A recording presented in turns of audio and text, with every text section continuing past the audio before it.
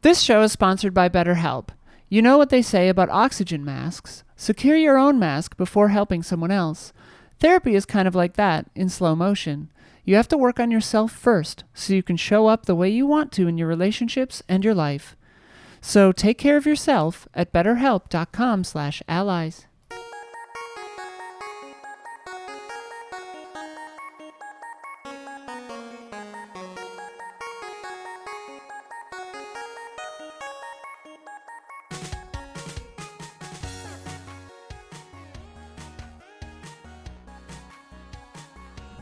Hello, welcome to the Easy Allies podcast. I'm Daniel Bloodworth, coming to you from Los Angeles, California. I'm back.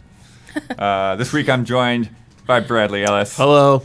Gabby Montood on the desk. I'm back for a second time. Maybe next week. We'll see if you want to talk about anything. It's a two-peat. Michael Damiani. How's it going? And making it all happen in the control room, Isla Hink. Hey. Hello, hello. Friends, we're here to talk about some of the biggest headlines in video games this week. We've got some hot new announcements for Quake 2 and Red Dead Redemption coming to modern consoles.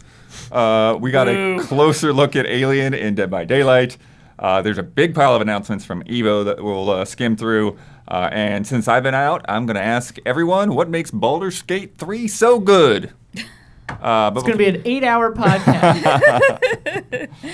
But before we get started, we must answer for the mistakes we made in last week's episode. Isla, begin corrections music, please. Boop. Brad, this might be a little bit of my fault as well, since I didn't go over this with you. But the sales report, it has like the footnotes there with the like digital sales not included. But that's only for like the specific titles that have like that little asterisk or caret thing by them. Yeah, that's like Nintendo stuff, right? Yeah, mostly Nintendo and Take-Two. And so digital sales were included for most of the stuff last month, except for those Nintendo games and MLB The Show. Oh, okay. The Xbox and Nintendo versions don't include. Oh, so, okay. I thought they didn't include versions. Blizzard or Diablo. Blizzard PC. ranking does include Okay, cool. digital sales there. Also, a fun fact, Take-Two doesn't provide those digital sales, which is why we haven't seen GTA 5 for a while. Oh, their sales numbers? Yeah, because they just recently put those out, sharing actually. the digital, but they do. Oh, digital. Got it. They do put them in their financial reports, but they don't have them on the Sir Connor reports. Okay. Yeah. Everyone, please get on the same page. Everyone, just please. Just give us all the Please. information. Damiani, you got the dates mixed up a little bit for the Final Fantasy XIV release on Xbox, which is good news since it's actually coming out earlier than what you said. You said the beta would be in spring with the full version coming alongside the new expansion. Yeah. In fact, the beta is launching, quote unquote, very soon alongside patch 6.5 updates, and the full version will be released in the spring. The expansion is coming in the I summer. must have changed it then because of the keynote. They said spring 2024 for beta and then 7.0 launch. So I guess they changed that. All right. I don't know. I looked it up, and that's what popped up after the corrections. Okay. The release dates for Diablo 4 and Street Fighter 6 were close, but not quite the same day. No. Street Fighter 6 was the 2nd. 6th for Diablo 4 was June 5th. Oh, it was 5th, not 6th. I thought it was the 6th, really? I thought they were, because it's June 6th, you know. Oh, sure. Demons. And for some reason, Isla claimed that the GameCube wasn't powerful. What? When in fact it was more powerful and had more graphical features than the PS2. That's literally what I said. I said it's more powerful than a PS2. No, that's what chat was saying to you. That's not what you said. Sometimes I get us confused. The main disadvantage the GameCube had was due to disc size, which is why games like RE4 and Tales of Symphonia came on 2 discs on GameCube, even though they looked better than their PS2 counterparts. Xbox was more powerful than both of them, which is why the Splinter Cell series is severely chopped up, huge mess on GameCube and PS2. Nintendo did love to hamstring themselves with, like, hardware formatting. Like, they stayed cart when everyone went disc, and they went tiny baby disc when everyone went... Yeah. Well, the two major reasons for that are speed. The GameCube discs are a lot faster. I remember when they first demoed, like, Luigi's Mansion boot up, we were like, what? That just looked like a cartridge game. And then second was piracy. People were copying PlayStation discs like the plague. Yeah. I mean, I the Dreamcast Yeah. was like Yeah. open season on that thing. Exactly. yeah. Paperclip tricks. So by having PlayStation a different size disc and an entirely different Mm-hmm. type of drive, it was a little more difficult to do that for GameCube. I think they eventually did it though, but Nice. not as common. If you have a correction, leave it in the YouTube comments on either the public version or patron version of this episode. Start with the word correction so I find it in search, and leave a timestamp so I know what the heck we were talking about. And corrections music. I like how you shaded me. Where you're like, for some reason. For some reason. I don't know, blood. You should know better. You're right. I should. She. That was kind of the crux of like why the Wii happened, is because Nintendo went 2 generations where like power was not the answer. So Oh yeah. in any case, this week we got 2. I can't even call them remasters plural because Red Dead Redemption is not exactly a remaster. But 2 announcements for games coming to new platforms: Red Dead Redemption and Quake 2, which happened this morning, is a full surprise. Woo! And a shadow drop. Yeah. Insane. Very interesting to compare these 2 announcements. So go ahead and roll that Red Dead trailer.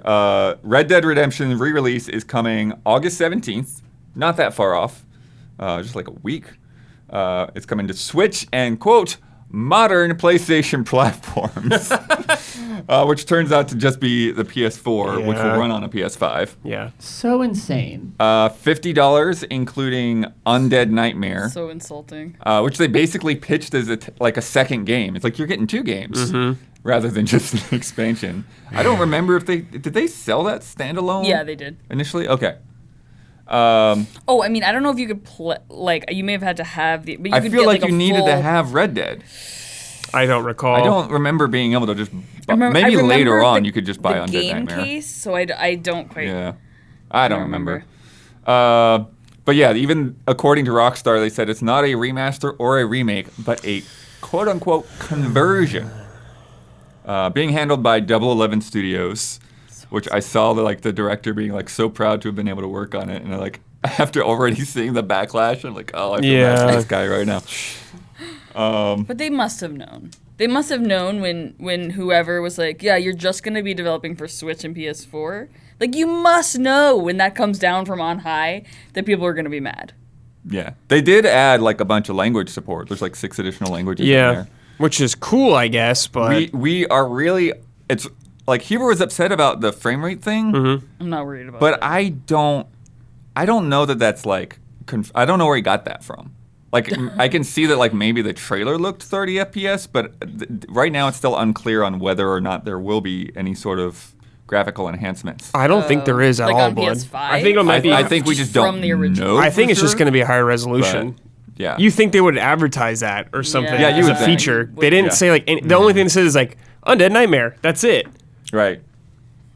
Because like even the GTA remasters, when those were terrible when they came out, had better frame rate than that, and like those were hot garbage. Now you're putting Right. this out. It's like I understand you were Rockstar. It's Red Dead. You were almost too big to fail. Like a lot of people aren't going to give a shit about this being 30 or not even upgrades, but it's very disappointing when you know what they could do. Especially there's no PC port, Bloodworth. That actually upset me. Yeah. Yeah. Like why? The lack of PC and the lack of multiplayer definitely stick out. Yeah. Yeah, also, by all accounts, aren't we like basically halfway through the lifetime of the PS5?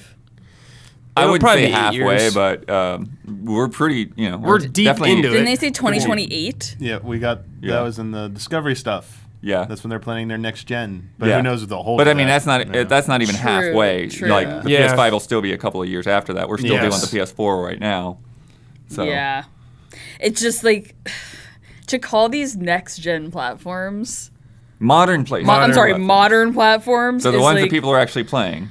So just feels like it's Yeah. insulting our intelligence. It's bums me out a little bit because like you got the cash. You're Yeah. not struggling to put these out. Like Right. why are you And just like, why not doing not this? both? Just do both. If you're yeah. Well, it's already been on Xbox Series Yes. X and S via Yeah. backwards compatibility, And which it's cheaper on upscales there. it to 4K, and It's it's cheaper. $30. But does that $30 include Undead Nightmare? I don't know about that. I'm not sure. That I'm not Good sure. I don't know. question. Yeah. Find out next week. Strauss Zelnick told IGN, That's just what we believe is the commercially accurate price for it. What does that mean? And he said that the add-on was a great standalone game in its own right when it was originally released. So we feel like it's a great bundle for the first time and certainly a great value for consumers. That marketing speak. Yeah, I mean, of course he's going to say that. Yeah. He's not going to be like, we messed up or something like that. The one thing I Whoops, will it's free say now. in Red Dead's defense. The Xbox version does not contain undead. Okay. But it Okay. does have multiplayer, I guess, as long as the servers are still up. Yeah, I think they I are, guess. actually. Yeah. I think I saw someone talking about going into Red Dead 1 online. Yeah, Yeah. separate Like the for other day. $10 Separate for 40 is- versus 50. is the Undead Nightmare. Yeah. That's close. It's still weird though. And it's also funny that that they don't feel the need. Like I get the backwards compatibility is there, I know, but it feels strange to not also make an It does. Xbox version, It does feel weird. like an official Xbox version. If you're making these ports, Yeah. Maybe Sony gave them a lot of money. no. It feels more to me like they decided to make a Switch port and they said might as Yeah. well throw in PS4. That's what it feels like more to me, too, Bloodworth. Honestly, I think that we were talking about this on stream or something the other day, but it's people Pokemon is one of the highest selling games, and it has an abysmal frame rate. And Disney live action remakes are bad, but make a bill, and it's Right. the lesson that they're learning is they don't have to put in effort because it's going to sell anyway. Right. And Right. it doesn't matter. But I think I started to say this earlier, but the one thing that I will say in Red Dead's defense as a game is when that Xbox Series X came out, that's one of the games I tested the backwards compatibility on, and that game holds up.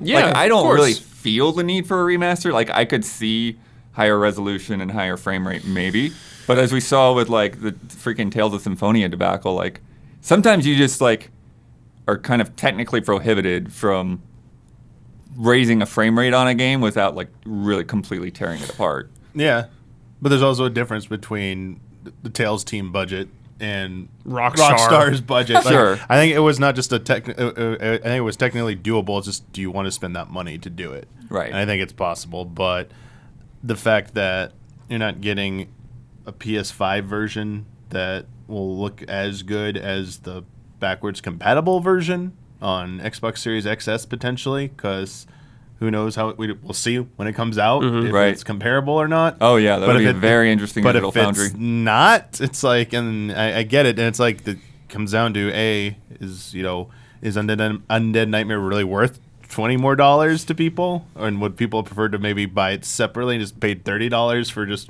Red Dead base game? Right. And yeah, why is Rockstar so adverse? I think it would go down better instead of this silver-tongued marketing speak where they have to say it's positive, but they spin it so positively that's this is actually good for everyone. This is really good. You should be thanking us for doing It was originally this. $90, so Yeah, you it's know. it's coming down in price. It's maybe it would go down smoother if they gave a creator's intent explanations. When you update games, maybe you change things about them regardless of how you touch them, and we want them to be experienced as close Right. to their original versions. I don't know, something like that. I don't know if that would go down better, but this is just. Weren't there yeah. stuff with the Souls games where that was tricky too when they were trying to mess around with them on PCs and I mean, the Dark frame Souls rates port was screwed up things? bad Yeah. when it came out, but Yeah. modders fixed it. Because So, as always, the modders are the ones that fix these games. long story short, if I understand correctly, stuff in the engine was timed to frame pacing, Right. so it screwed up. When you could run it better, it would screw up enemy. They'd be fast Yeah. motion. Well, kind guess of- That's the kind of thing I wonder about. Well, It's guess just what, Bloodworth? yeah. They did a Dark Souls remastered with 60 frames. Yeah. So if they could figure it out from Yeah. software who doesn't have the best technical chops Yeah. ever, Yeah. certainly Rockstar could have paid enough money to get that working Yeah. properly. Yeah. It's just lazy, Bloodworth, as sad as it is to say. It's lazy. It's great that it's not stranded if you only have PlayStation, or if you have a Switch only, it's not stranded on old hardware, but it's just you could have done so much more. Yeah, I mean, I feel if one more person gets to enjoy Red Dead 1, great. Yeah. But- there's a lot of people that prefer it to 2. That's true. Yeah. Those people are wrong. But like Brad said, it's lazy. It feels lazy. It feels like, oh, well, we can get some more money out of this old game. Yeah. Well, I do We think thought it was going to be Red Dead 1 on the Red Dead 2 engine. I do think for better or worse too that like any release on a new platform is gonna be sold at as close to full price as they can because they know they're gonna drop it down in sales. Yeah. 2 or 3 months afterwards. I mean, remember when Tropical Freeze came out on Switch and like the big hubbub about that because of how much more it costs than the Wii U version. Yeah. Without being that different either. No, here's Funky Kong. Yeah. And got it. Those didn't even have the sympathetic angle of they didn't sell as well on a failing platform, aka the Wii U, coming to Switch. Red Dead obviously sold very well, Right. so it's not like they need. Oh man, it didn't get its fair shake. So we gotta price it fairly so we make recover our investment back. Right, It's this like- indie hit, yeah. this cult hit, Red Dead 2. I'd Or Red almost Dead 1, say rather. like if I'm so shocked they haven't gone the route of everyone else and just like done like a paid like service where you want access to our classic games and we're gonna put effort to them. Cool, like pay because that's what they seem to be moving to. Like everything like GTA Online, like they make the most It money might off come of to that. that like PS Plus extra or whatever. Well, that's through Sony, but from their own thing, they're just Right. like, yeah, may they do deals like that with each of the platform holders and to say, like we want to continuously monetize this. Right. So we'll give you these classic single player experiences, but you need to be paying into like a subscription service of some kind to keep monetizing that. And then like maybe they can start throwing like Red Dead stuff, taking all this stuff and throwing more of it into like their online ecosystem, whether it's like we're gonna build a new area of like GT Online, which is Old Western theme and stuff, and like you can go play. So instead of making a dedicated Red Dead Online mode again, it's like no, we're just gonna throw that stuff into like GTA Online and have it there. So, but as a bonus, that date when that's coming out, we're also doing Red Dead Remastered. But you only get it if you buy that season pass or whatever. Blah blah blah. Add FOMO to it as well. Who cares? Yeah. It's always a weird thing to me, and this comes up a lot when we talk about like Nintendo not lowering prices. But it's like, it's funny because it's like on the one hand, it's like that seems a bit high, but on the other hand, it's like, this is like unquestionably one of the greatest games ever made. It's like you have a choice between this or like some game that's like a 6 or a 7 right now that's getting sold for $70 because it's newer, Yeah, I mean, people follow Nintendo's lead a lot. They not done system price cut. I don't think they ever will do a Switch price cut. I would be shocked if they make it through and don't do a price cut. But yeah, valuing their IPs. I mean, I bet if they could get away with it, they'd raise the prices on their games every so often. Like say, things like everything went up in price. We're gonna raise our. I mean, they already did the 60 to 70 jump, but they value this stuff. They don't want to put their games on sale if they can avoid it. So Rockstar is probably the same thing. Like, dude, our games sell huge amounts and people revere this. Why would we ever do any kind of like discount to this stuff? Because they don't need think to. the backlash is enough to like these Exactly. people that the math, like the people that wouldn't buy it at 50 like aren't enough to outweigh like the people that are going to buy it anyways. All game prices should just fluctuate based on like the stock market. On demand. Like they will change by 0.25% like per minute or whatever, and you can just watch to buy the dip on your favorite game or whatever. I thought you were gonna suggest like the traffic pricing when it's like high, like when you pay like the toll, it's like release day is the most expensive like price, and then like it'll go down, but then like weekend 2, it's like the weekends it's more expensive because more people play it, so we're gonna jack up the price. Yeah, you just have to open your stock app and look for when the price is low and buy. All right. Bye. In stark contrast to this, Quake 2 remaster announced today. Roll this thing. This is just a gigantic pile of craziness. So it's coming out to everything: PC, PS5, PS4, Series X and S, Xbox One, and Switch. They got it on Switch? Yep. Good God. $9.99. Hell yeah. It's on Game Pass. It's a free update if you already have Quake 2 on the PC. It has enhanced graphics, improved animations, improved AI, 4K 120 FPS on the max, online multiplayer with crossplay, 8-player split screen that's only on Xbox Series X and S for some reason, 8-player. It's That's crazy. So crazy. It's like 2 looks widescreens nuts, followed yeah. by like That's so funny. Maybe Split Two screen more on lines. S. We should. For Yeah. once, doing well. Yeah. Split screen 8-player. yeah. It's like playing on a cell phone. Yeah. It has motion aiming support on PlayStation and Switch. Oh. It has all the original mission packs, the expansion packs. It has a brand new expansion, Call of the Machine, with 28 campaign levels and a new deathmatch map. Isn't that what it was called on the Quake 1 too? Quake The Call of I don't know. 4. Quake 264 is included, and it's available right now. Take notes, Rockstar. Yeah. And Night Dive was involved in putting this together too. Oh, Night Dive, nice. Yeah. Yeah. And you can tell just like from the video if you watch the source file, like it's running really sharp. See, Bo, this is a feel-good announcement Yeah. that everyone Yeah. is just pleased with. Yeah. Where you're just Right. like, yes, you did so much good stuff. Thank you very much for this game. This is a win. This is the exact opposite of Red Dead. Exact opposite. Exact opposite. This is like we trust our audience. It's a gift. It's like we like you. We're giving you. We appreciate you. We're giving you a gift. And Red Dead is like, or Rockstar's like, you better pay for it. Rockstar's like, we know you'll pay for Exactly. Right. it. We don't care what you Idiot. say. We know you'll pay for it. Also, Quake is so good. I love Quake. Yeah. That's it. You confused me earlier because you're like Quake 2 ? Like, Yeah. why did you say it like that? Oh, because I was like, I didn't realize that they were doing because there's like 8 different things that have been called Quake, et cetera, Yeah. like Quake Champions, Quake Oh, Arena, sure, sure. Quake whatever. Yeah, and it I- came like the first tweet I saw came from like the Quake Champions Yeah, Twitter right, account. right, Yeah, yeah. right. And so like I remember there being a Quake 2, but then I was like, okay, do they mean Quake Arena 2? Is it like a new thing or is it a remake of Quake 2? So yeah, then I was like, oh, it's a remake of Quake 2. That's sick. And I hadn't looked at the news yet. I had a migraine this morning, Blood. Yeah, I was out of it. for sure. And this stuff just like it was like just like a machine gun. Like I just kept seeing like little bits of this and little bits of that, and it's like, okay, where's all of this stuff bundled together? And thankfully, the trailer covered pretty much all of it. It was just like some of those little details to follow up on. Because I saw somebody like posted like 8-player screenshot, and I'm like, That's what the heck is insane. this? That is insane. And then I saw that it's only like that on Xbox, which is wild. Yeah, that is wild. Yeah. They own them, so Yeah, that yeah, helps probably. and the Game Pass and everything. Yeah, exactly.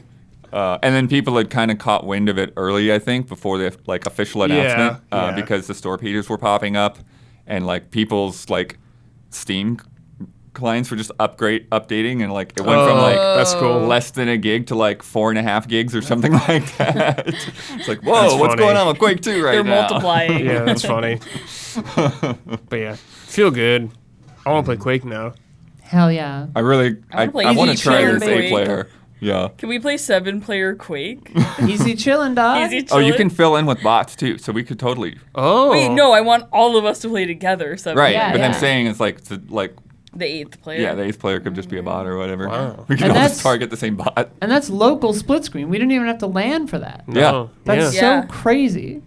We just have to make sure we have 8 Xbox Yeah, or 7 Xbox controllers. Oh, that's probably why, because PlayStation can't Oh yeah. connect 8 controllers at the same time. Got it. Can they only do Yeah. 4? Yeah. Okay. Is that why Turtles had 6 early next? Okay. There's a difference with Turtles as well. Interesting. Yep.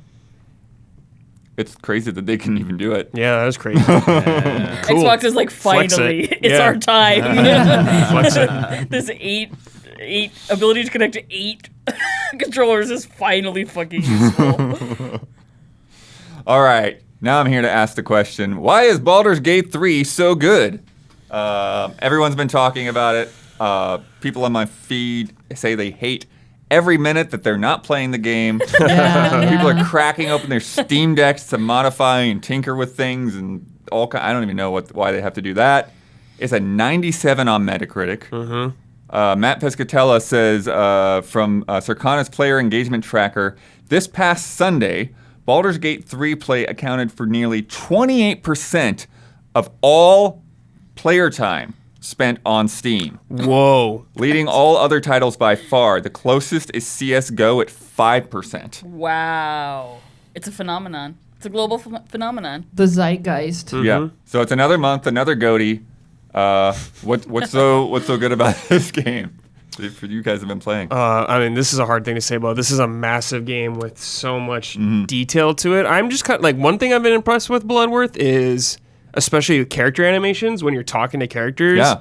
For how much dialogue there is and the amount of characters in, like, they don't just, I'm so used to just the face, you know? Yeah, The yeah, zoom in the the quick face, zoom. zoop, like, do the camera right on me. It's like, hello, adventurer, kind of thing like that. But they're like talking to you, they're like sitting like this, they're moving around, Yeah. doing natural things. They and, have like, facial yes, they have facial Yes. expressions. Yeah, it's very good. Also, the creativity you can do in this game, so much random, dumb stuff you can do in the scenarios you get in Bloodworth. Early one Bloodworth, just a weird scenario, getting to talk to an orc, get in a shouting match with them, do a dice roll higher than him, make him kiss my feet, Blood. Kisses my feet, okay? Then I'm trying to kill him after that. Then he calls his crew over, I get ambushed, dead. Real fun. I was like, this is sick. I love that you can just do dumb shit like this in this game. There's a lot of freedom, but on the other hand, the game doesn't tell you about a lot of this kind of stuff, I feel like, or explain it, because there's so much, I think it would just drag the whole thing down. But I've just gotten into weird scenarios and come out of situations in completely different ways than I expected to. Run into a room, get in a fight, die. I'm like, okay, maybe I can approach this differently. Spread out the party. Maybe have someone approach from the back, stealth, stabbing someone up high, shooting, someone in the tank in the front. It lets you kind of tackle these encounters, situations you want to, in really smooth and fluid ways, I guess, where it feels like there's so much you could do. It could get lost in the mix of all of it, but it all just kind of works in a weird way. I think that's the crucial element, because like so many games in the past are like, anything can happen. You can do whatever you want. Dwarf Fortress, you know. But it's like those games are so complicated. You need like the Encyclopedia Britannica just to figure out how to like do anything. A college course. This feels like, not to say this is not a complex game, and you know, you gain a lot by having played D&D. I'll say that, but like, it's a CRPG, and if you've ever played those, you're pretty much on board. And so like, all of these things do feel truly emergent, and like all these crazy things you can do don't get in the way of just playing the game. Like, it doesn't get in its own way, I guess, is the easy way to say it. Yeah, I guess that's the question fantastic. for me as somebody who's not been into D&D. The last time I was into Forgotten Realms was in high school. You know, I haven't played Divinity: Original Sin. You know, like Yeah. like, so what, you know, like what do you feel like potentially? Because you're saying they don't explain a lot of the systems. Well, they kind of do, but like, I feel like there's a lot more depth to it. It's more about experimentation, I think, is that kind of vibe I'm getting from it. You know, I'm not looking at like, you don't have like a 40-minute long tutorial of the game explaining every single aspect to you in like a very annoying and slow manner. Because there is so much information, it could do that, but it kind of just trusts you to go out there and figure it out on your own. And I think it's clear enough where you can figure it out. If you don't know what like, several times I've been confused and I've been like, what the hell does this mean? And then either 10 minutes later they described it to me, or I just Googled like, what does add to wares mean? And then it was you'll figure that out. You'll find out about it. Or they'll just explain, like, it's not difficult to find the information, and it doesn't feel like a frustrating hunt when I don't understand something. And I consider myself like a D&D expert, so I thought I would be angry when I couldn't understand something, but it was great. It was easy. Nice. Having played like an ass load of D&D in the course of my life, like, I am shocked at how authentic, like, obviously it is a D&D game, so it is D&D, but like, it is truly the best digital D&D thing I've ever encountered. And it feels like playing D&D without the hell of other people. Like, it's truly just, I don't know, it's marvelous. Well, I do think it's really fun that there's like a literal dice roll that goes on with so much stuff. Yeah, which is so fun. Which like is super fun. Yeah, it doesn't get annoying. I don't know. Bloodworth, I'll tell you one thing I like about this game is the encounters you get into, it's not always good choice, bad choice kind of thing. It's not Mass Effect, you're not picking blue or red kind of thing like that. It is, you are just in these situations and you act accordingly how you want to act. Of course, there are some encounters where you're like, well, that could kill a lot of people potentially. But there's a lot of stuff where it's just like, I don't really know what's the good or bad answer, and I really like that about it. And even sometimes when there is a good answer, you'll fail your roll, and then it becomes the wrong answer, whatever that means. But it's really fun to fail just like in D&D. Yeah, it doesn't feel like the end of something necessarily. Yeah. Bloodworth. It doesn't feel like, oh, that quest line is like detached from me, or it always kind of just goes in some different direction. That's been really surprising, I don't see like quest failed, crossed out kind of thing like that, which has been really nice. In fact, I always find it really funny, like when I'm walking through a dungeon and then I'll get like dice rolls above all my characters' heads and it'll say like perception failed for all 4 of them, and I'm like, oh no, boy. something's about to happen. Yeah, like, It's oh. like so exciting, what's about to happen? It really feels like playing D&D like at a table with your friends. It's also just like, besides being phenomenally well written, phenomenally well voiced, the facial expressions being incredibly detailed for a CRPG, like, it's just so intelligently made. Like, they expect you to save scum a little bit, maybe, but even if you do, there are so many things that, the lead is buried. Like, I read this Necronomicon thing, and it's like, what crazy ass knowledge that you shouldn't have did you just get? Who knows? Like, we don't know. And so it's like, when will that bear fruit? I have no idea. Like, that could be 20 hours from now, And it's like, there's so many different little things like that and so many little branches. And it really feels like you can kind of just live in it and pursue the quest lines and things that interest you. Just like D&D, just like real D&D.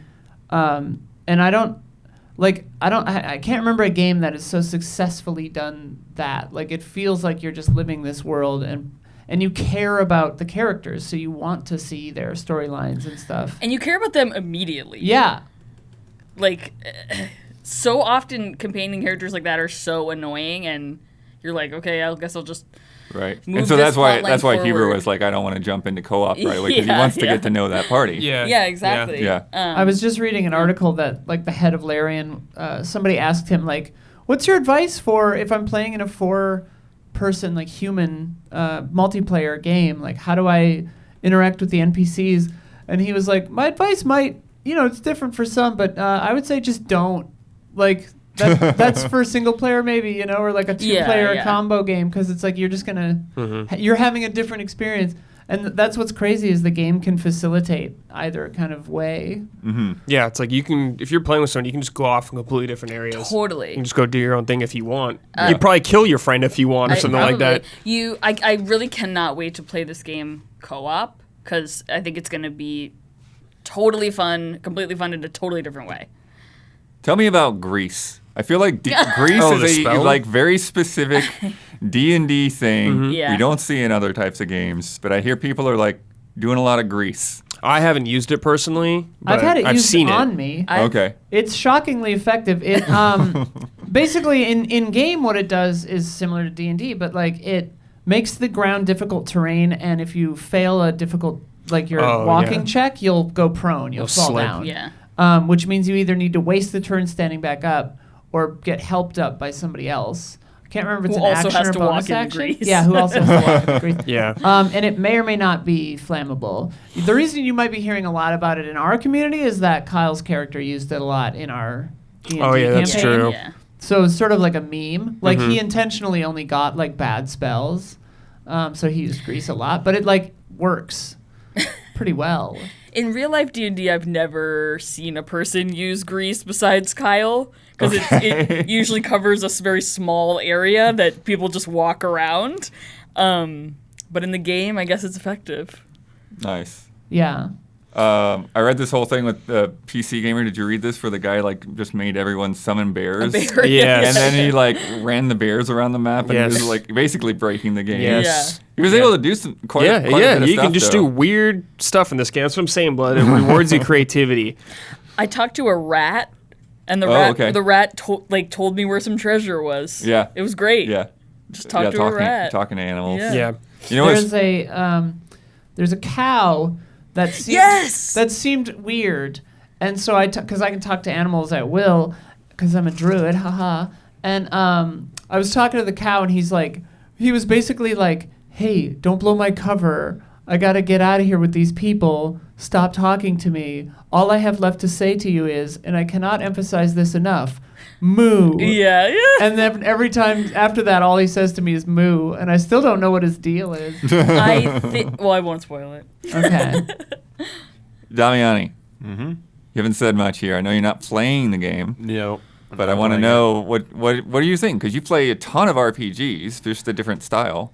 So what are your thoughts on this? Are you ever going to pick it up, or do you not want to pick it up? I mean, you could rotate the camera when you're zoomed in, but not when you're zoomed out. I mean, I'm Yes, you can. You can rotate the camera at any distance. Oh, okay, cool. It's full rotation, baby. You can basically play it as a third person. Is Hubert trolling me then? Hubert doesn't know what he's talking about. He just likes to say isometric to me a lot. Yeah, it's not. That's not isometric. It's not Just because you look down doesn't mean it get isometric. Because you Yes, I can know. look down. Oh, I know that. You can go full top down in tactical view, but Yeah. that's not Yeah. even isometric. And it's also not helpful. Yeah, not really. Yeah, I mean, again, I'm not into D&D, so like it's not that like this is basically, I hate to say it, it is a type of RPG I've just never really been into. But seeing so many people be happy that this type of RPG is like just made like kind of like a strong comeback, and is dominating so like the headlines so much. Yeah. It's a good win for this. It feels good. And to be coming from, the Baldur's Gate history and seeing like this third entry that people are now like comparing like, oh, this is like a new standard and stuff. Like this is great to have. I mean, it's just good to have these games come back like this and be so strong and see so many people be good. So honestly, I'm just like happy it's good. I'm happy it turned out great. I'm happy people had a fantastic time with it. But it really is a lot of things. Let me say this. I don't like choice in my games. I like scripted stuff. I like pathing. So This you would not be happy if Final explains so much. Fantasy 17 went I this get way. so. Let's tell you this. I hated all the BioWare games except for Mass Effect, but it wasn't the choices I liked. It was like the sci-fi theme and like the combat was pretty cool. But like I don't really like when I have too many choices. I'm like, the real world is already scary enough with choices. I just want you to tell me a story. I just want to enjoy it. I don't want to like stress out about it. It gives me too much anxiety. Damiani, maybe this will help you. I also usually hate choices in video games, and I hate not knowing where to go. And I don't have that problem with this game. Okay. The- Yeah.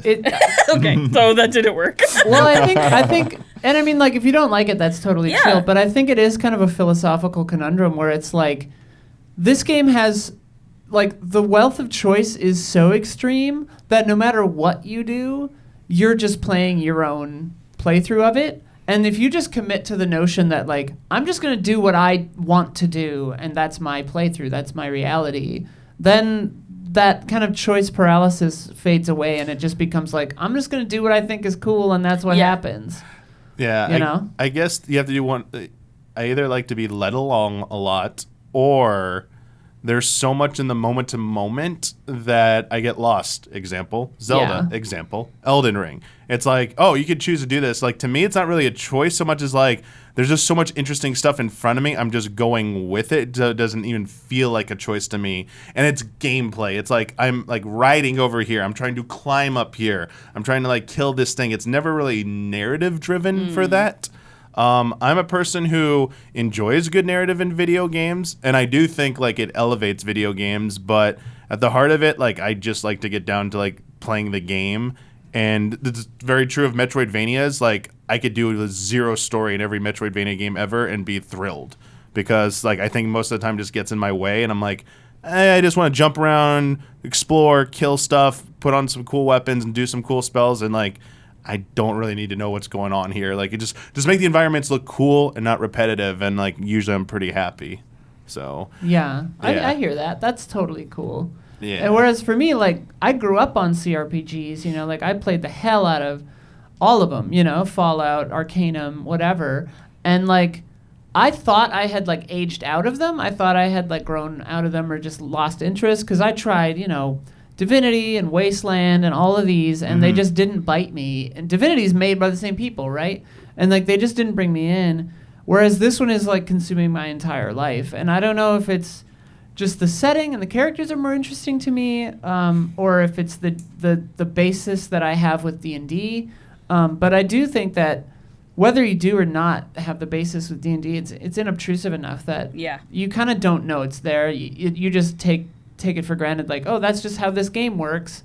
So I do, like, it feels to me like I have the same feelings playing this that I did playing Fallout 2 when I was 14 or whatever. Nice. And like that's a fun feeling to have back. Whenever that screen appears where you get to roll the d20, my heart like speeds up. Like it's so exciting. My blood pressure spikes. You hit F5, baby. Yeah. Yeah, I feel like that's part of it, Damian. I think like this kind of game is like the narrative choices, like that is the gameplay. Yeah. Yeah. So like I like gameplay choice, which is like why I like strategy RPGs because where you move on the board will have consequences. That's in this game too. I know that's in there. Yeah, this but is like I tactical. don't need to also like Tactical engage on crack. NPCs and have like hours of dialogue with them. It's like Fire Emblem already has a lot of dialogue in it to begin with, so it's like that's just enough. If they added like there's the social aspect in like Three Houses. If they went like, and people complain about that because like that's going too far. Like, can we bring it back? Can we reel it in? And that's what Engage was. Engage cut that back out and went back to the root of Fire Emblem, and like it kind of created kind of like a rift now of two groups who like one style and like the other. But if you also added in like all the like these amount of like branching things, so many things can happen.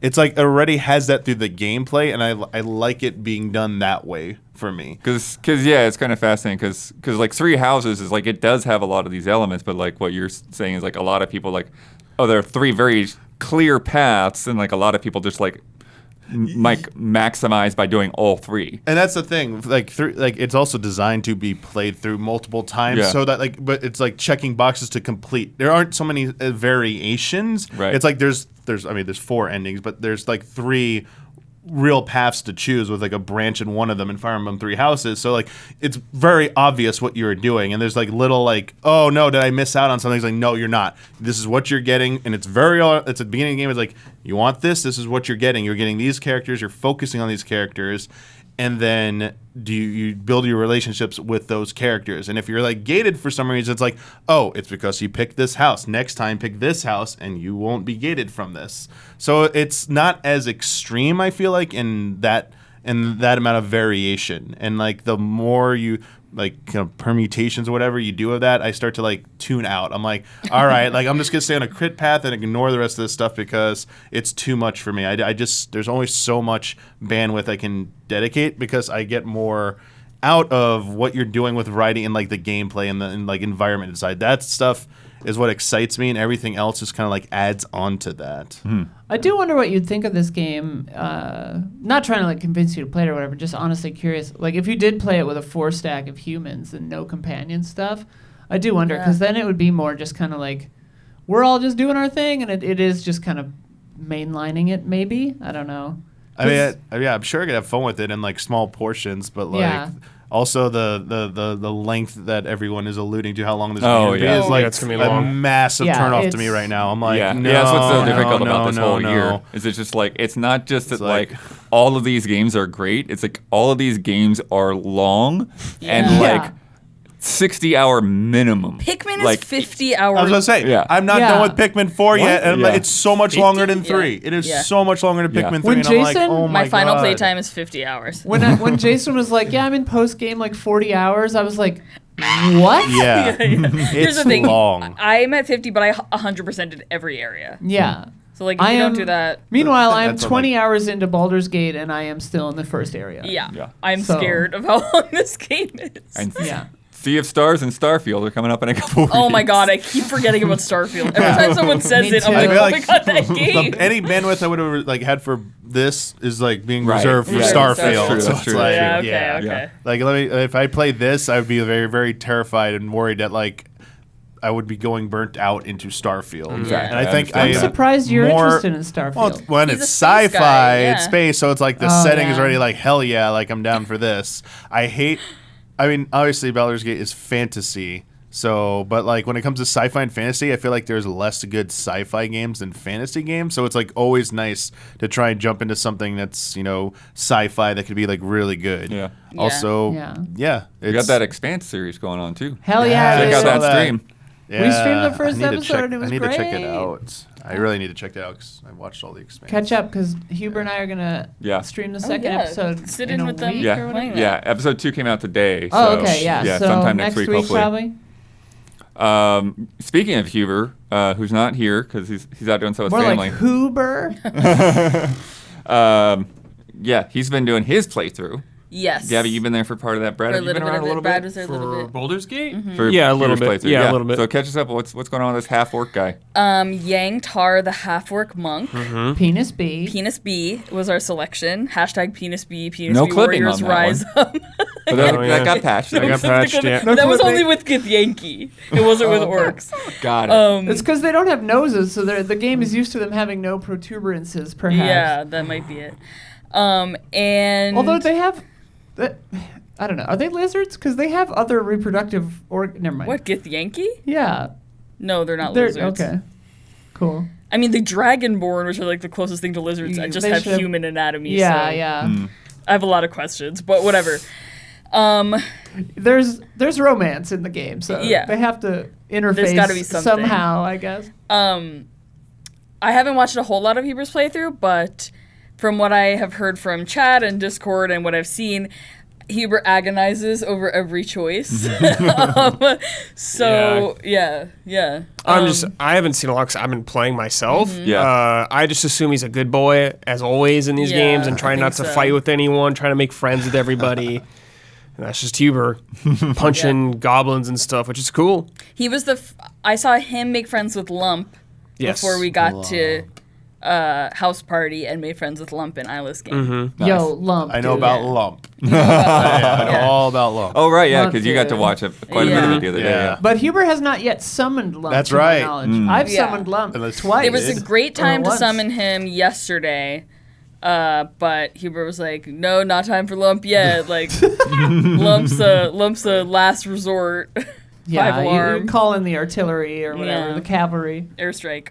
Nice. I had missed Lump. If I hadn't been going back through, I would have missed him entirely. That's the crazy thing with this game is like, there were 2 main characters I almost completely missed, and like Withers, who has important gameplay functionality. Yeah. Like Obsessed the game, with Withers. they put him into my camp automatically, and I did go back later and do that area, but Kinda- like kinda Souls-ish kinda in that crazy. way, yeah. Yeah.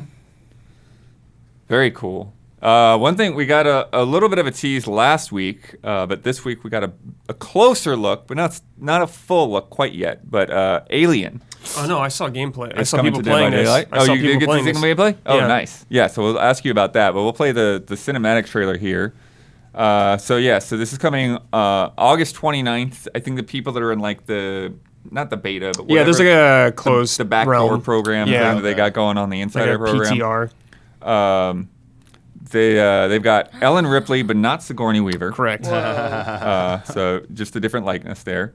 Oh yeah, fully just does not look like her. Yeah. I mean, it sort of does. Sort of does. It's, Yeah. that's got the hairstyle. From They went for afar, that. yeah. Yeah. The From a Xenomorph, of distance. course, is the killer, and the Nostromo wreckage, which they've just kind of like put it into this weird place. The entity has placed her here. But yeah, so there's a lot of interesting things here that they've done with this one to really kind of make it different and fit the alien vibe more.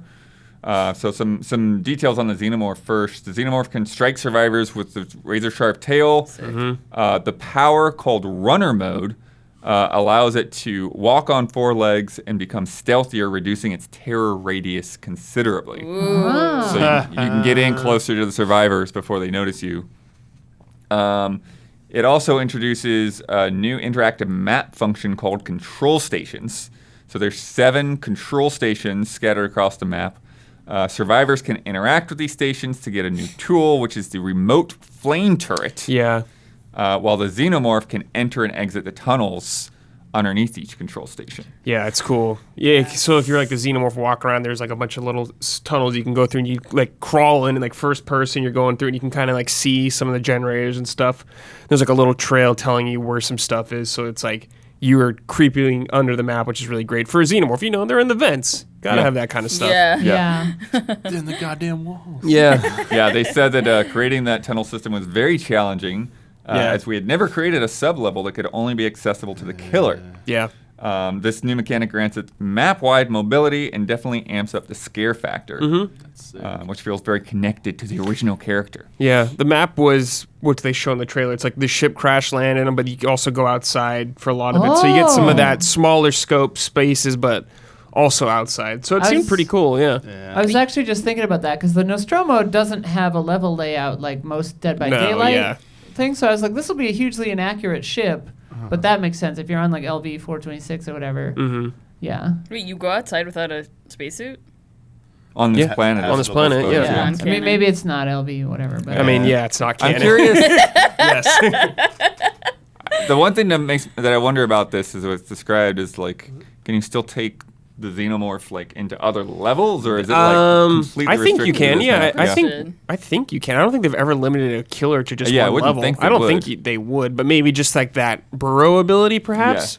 I'm they're not sure, not going to though. redo every map to give it. Yeah, tunnels. exactly. Yeah. I think it's just a cool little thing for this level. That's cool. So then if you were playing a different killer on the Nostromo map, You can't. You just probably can't use can't the use the because I mean it tunnels. probably doesn't matter for their toolkit. You know, whatever killer you're playing as, like Michael Myers is not going to dig through a hole and just crawl through Crawl really on fast. four That's the legs. thing. It's like you go into the 4-leg mode to do it. yeah. Though that would be hilarious if you could do that. But yeah, that's not it. Or if he like is just like shuffling through the vents like really Yeah. slowly. really slow, yeah. But yeah, the flamethrowers, you can put them down kind of anywhere, and if the alien runs into it, it like kind of loses some of its charge for ability. So I mean, it doesn't kill the alien or anything like that, but it can kind of slow them down and ruin some of their flow, which is cool. Yeah. Little defensive tool I like. Definitely seems cool. Yeah. Mm-hmm. We have more news to come, but if you've been enjoying the show so far, please take a second to like and subscribe and ring that bell on YouTube. It helps us and it helps you stay connected. All right, we've got a bunch of they're not all called smaller announcements, but there's just so many rapid fire announcements that came out at EVO for all these different fighting games. Yeah. So I'm just gonna kind of go through them. We can talk about each one as much as you want. I mean, I'm definitely missing Huber and Dawn on this because there's some stuff that I know they would be. I mean, I into. saw everything. I watched some of Evo. Nice. So did Damiani.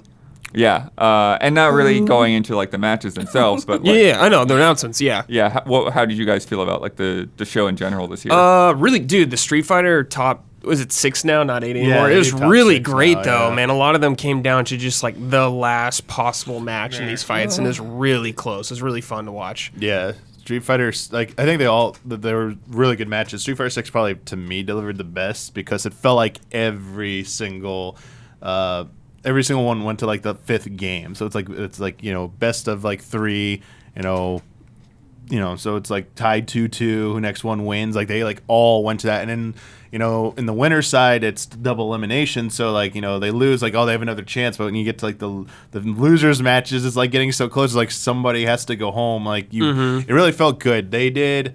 So it was really good character matchups, really good character representation. I know when Street Fighter 5 first came along, people there were mirror matches and stuff that people were getting freaked out about. And this time, there were people. There was one person who used was it Haitani, with Chun-Li used modern controls. So we had a modern control player make it into top 6, but they're good enough to play classic controls too. But they did modern controls. Well, and I'm not sure how far they got up the ranks, but I heard that there was a blind player that was. Oh in yeah, I there did see winning that. the matches That too. was on camera. Yeah. Yeah, there were a lot of a lot of stuff like that going on. So it's very tough. That only gets down to the top 6. But I mean, even in the grand finals, Angry Bird was using Ken and Amena RD was using Blanca, who just tore through some really serious players just to get from the loser side, and then started switching up between Luke and Blanca, kept going back and forth to mix it up, and got he got the reset, which means the best of 5. He won the first one because he was a loser. He has to win 2 of those. That's the benefit afforded the winner side. So they got to, they actually got through a reset and went through that again. But you got to see the Ken player Angry Bird adapt, because he, even though they're trying to the Menno was trying to keep mixing up, he's I'm used to this now, and he adapted. So it was just really good. The presentation, obviously, having all Marvel was back. Marvel 3 was there for the final day for their grand finals. Tekken 7, Guilty Gear Strive, Street Fighter 6, holding it all in Mandalay Bay's big sports arena thing. So this, there's some sick pictures there. Also for Street Fighter 6, the stare down between Angry Bird and Mena RD. I think it was the two of them, or maybe it wasn't the two of them. I forget who it was. There was a stare down. Yeah. Mena I RD saw and I don't think it was Big Bird. no, was it Tokido? Sorry, Tokido. Tokido and Mena RD had the stare down, and it was like intense. But they're super cool. Like afterwards, like bumping fists, but like they did it for showmanship. It was so good, and like. They had original like music composed for EVO, and they had like an intro video. They had intro videos for each of the grand finals. That's awesome. The Street Fighter 6 one was absolutely insane because it was like throwing in all these references. They had like a "Let's Go Justin" moment, and then they had the Guile remix at the end. Like well, it's not in the audio version, but in the video version, right before it gets there, they use the Raul Julia line from the movie, like from the day that Bison was the greatest day. Like for me, it was just Tuesday, and like they just show people in the audience like just jumping out of their chairs, running around like going nuts because it's so hype. And it's that's so fun. I'm like a casual Street Fighter fan, and like I've listened to that song like 20 times already because it's just so damn good. And it's like it felt good to have like EVO back at this level. I mean, coming back after like being kind of like hurt by the pandemic years, not being able to be back to like full capacity, and seeing like the record numbers they had for just like participants, like was it 7,000 people competed in Street Fighter 6? Wow. They had to get down to like the top 6. Also, like the other ones were just high. Like Marvel. Okay, Marvel. I think people were like, all right, this is why this game is like. Yeah, it's the same mirror match every time. It's like Zero, Virgil, and like Dante. Zero May Cry. Zero May Cry they might need to like move on from that game or beg someone to please patch that because they have Dante, Virgil, and Zero, and like it's just insane how it broke. Although, what was it? I got their name right here. I opened up the list. For Marvel, what was it? Kane. What was their name?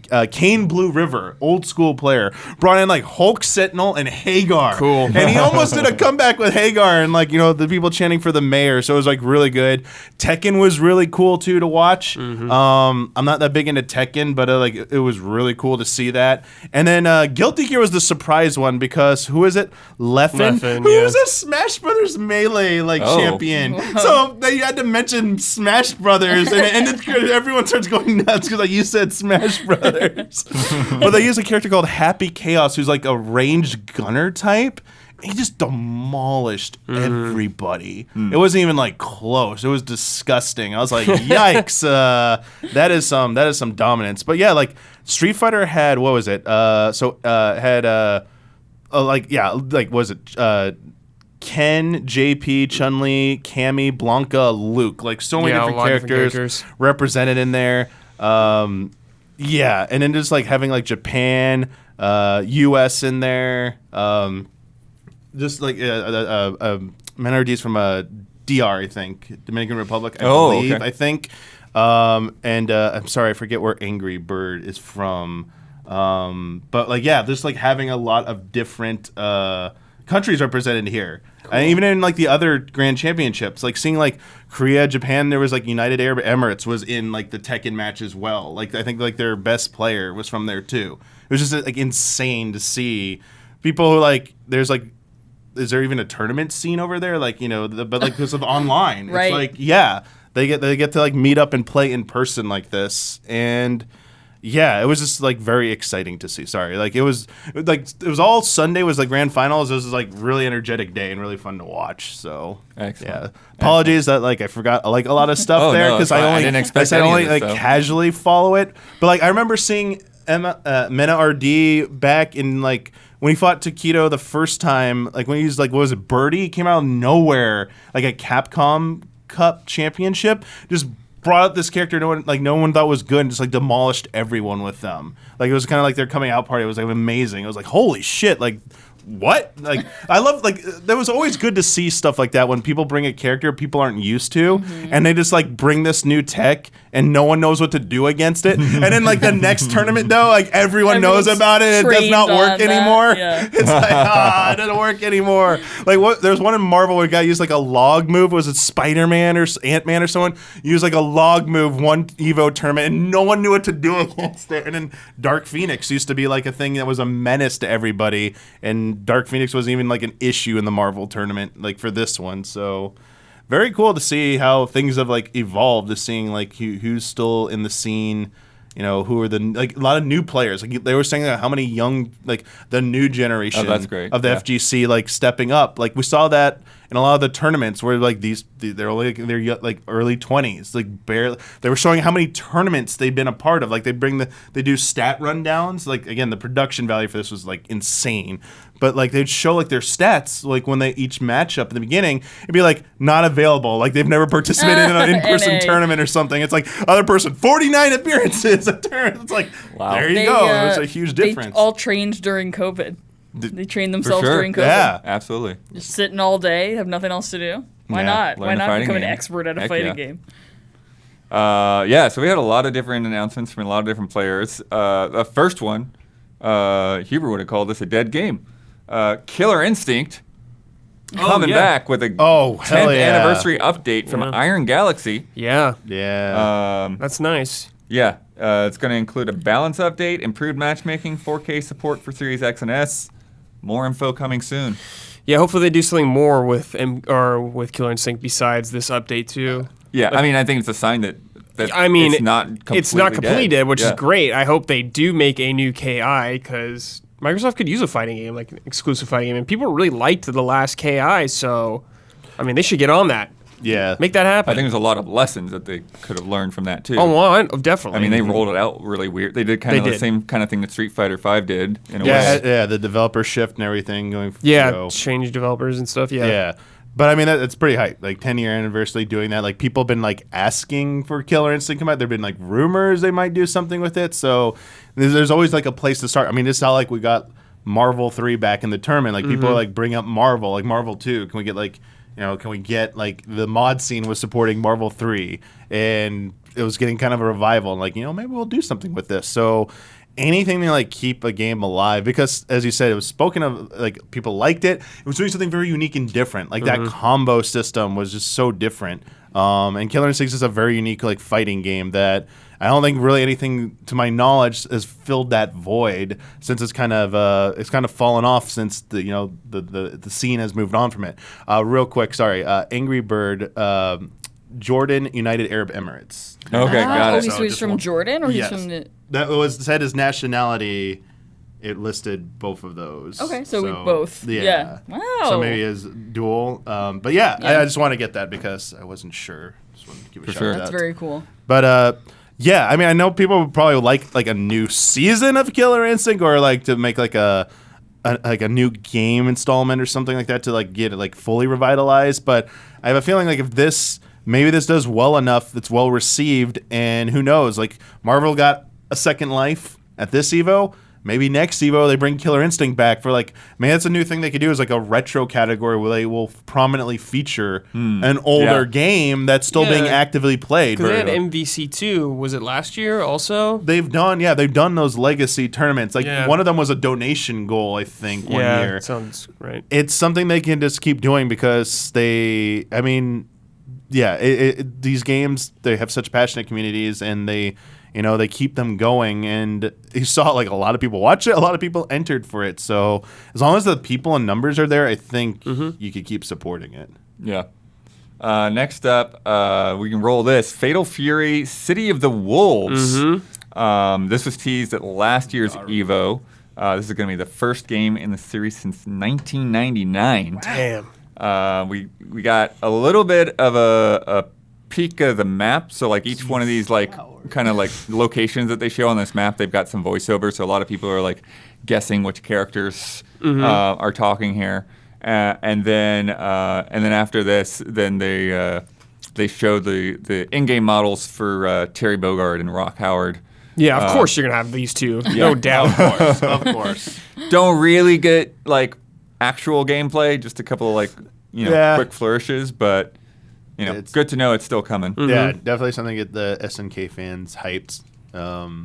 Name Fatal Fury carries a lot. Yep. And City of Wolves, Mark of Wolves, like it's something that it just revitalizing, bringing back these franchises that give it another life. I mean, while we're on this train, I mean, we keep asking, when we get, we can get like Darkstalkers. Like, don't stop this train here. Capcom, I feel like Darkstalkers keeps coming up. Like what else we got? Can you get a remaster of Tatsunoko versus Capcom? Just saying, Next up, Mortal Kombat 1 has been doing like a trailer a week. Great trailer. Yeah, we're not going to show this because Yeah. it gets they tend to get hit with the age restrictions and demonetization stuff. But this one shows off Reptile, Ashra, and Havoc.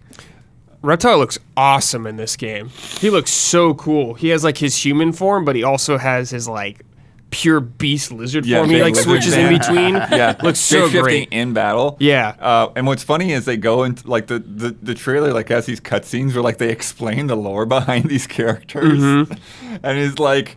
Yeah, he is a lizard person who was considered a freak because he could turn into a human, and he got outcast from the lizard community. Yeah. It's so good. It's so good.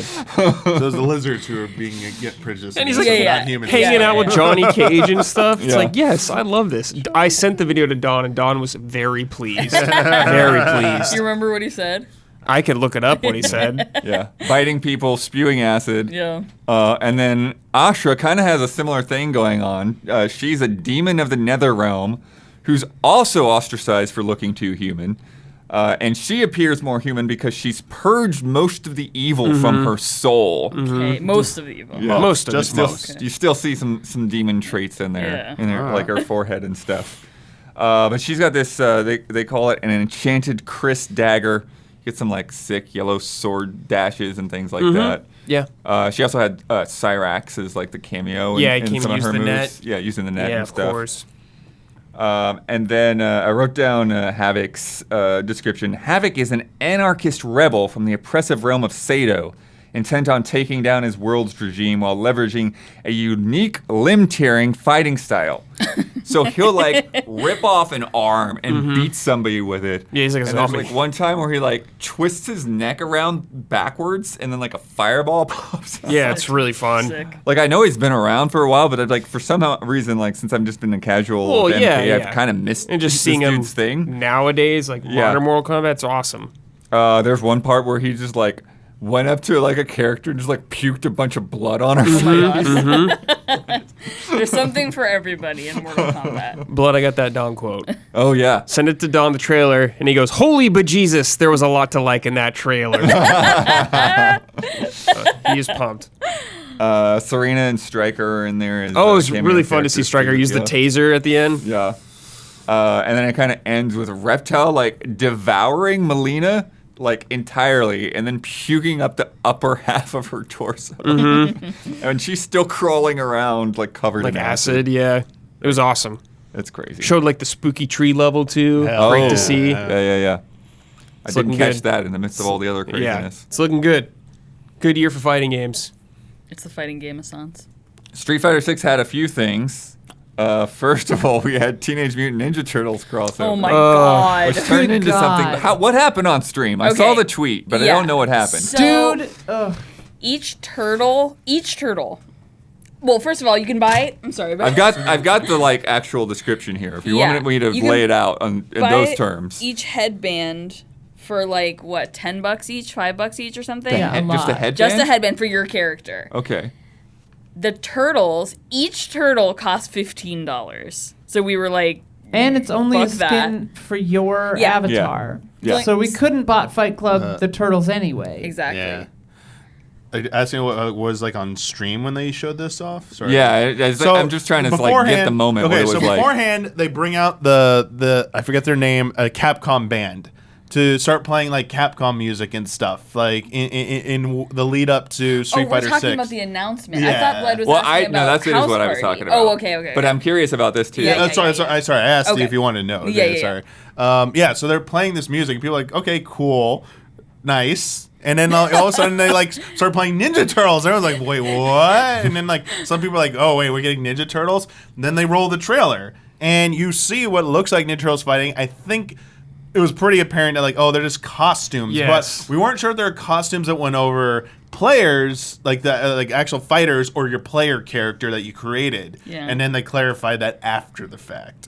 So a lot of like build up and of like, oh shit, Ninja Turtles, oh shit, Street Fighter becoming like Fortnite and Smash Brothers, gonna have a bunch of collaborations. It's like, oh, it's just costume stuff. It's like it's like when somebody became a Mii costume in Smash Brothers. You're like, oh, the Geno costume. What'd you do?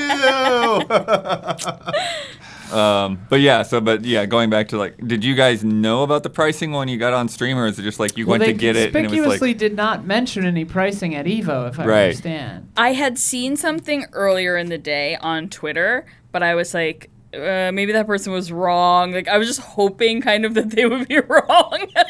So I didn't say anything, and then when we got to work, I was like, each turtle's $15. So. Yeah, I think you have to buy their currency too. Yeah, so this is the description. This is the nonsense from IGN. Each DLC costume costs 750 fighter coins, or roughly $15, as you said.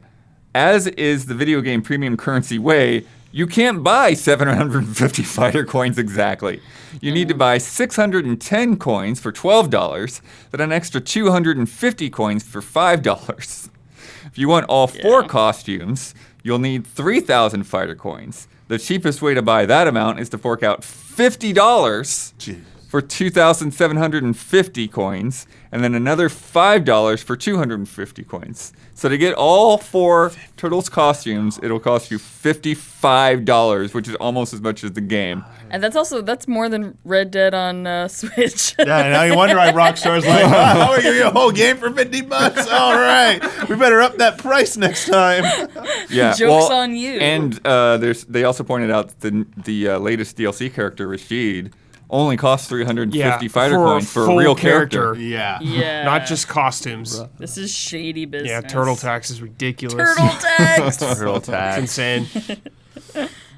Coming out right around that movie. We were talking about that with Call of Duty though too, like a lot of their stuff. $20 for This some freaking skins. stupid cat skin thing. Skins are a lot of money. See. This is how they do it. Rashid was subsidized for this because you got to make the money off like these digital transactions. That's where the big bucks are. The main content is you serve that cheap. Make that very cheap, hook people in, and like, I want the premium the stuff. arts funding. There you go, yep. M. Bison, what's Bisonopolis or whatever? Bison Bucks? Bison Bucks arts funding from the government. Roll this trailer. We also got a look at Aki, or AKI. I don't. They've got it like with each initial out here. It's like, you belong in Mortal Kombat. Right.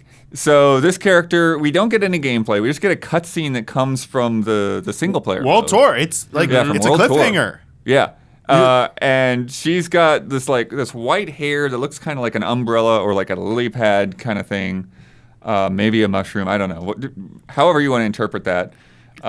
She's got these crazy like clawed gloves that she's like really like messing with the character like with. And then she takes this like pill out of her bag and like shoves it down his throat and then starts like going on this like long-winded like Metal Gear style like explanation of how poisons work and different types of poisons. Her clawed gloves are on top of a manicure that's the same color and shape. I love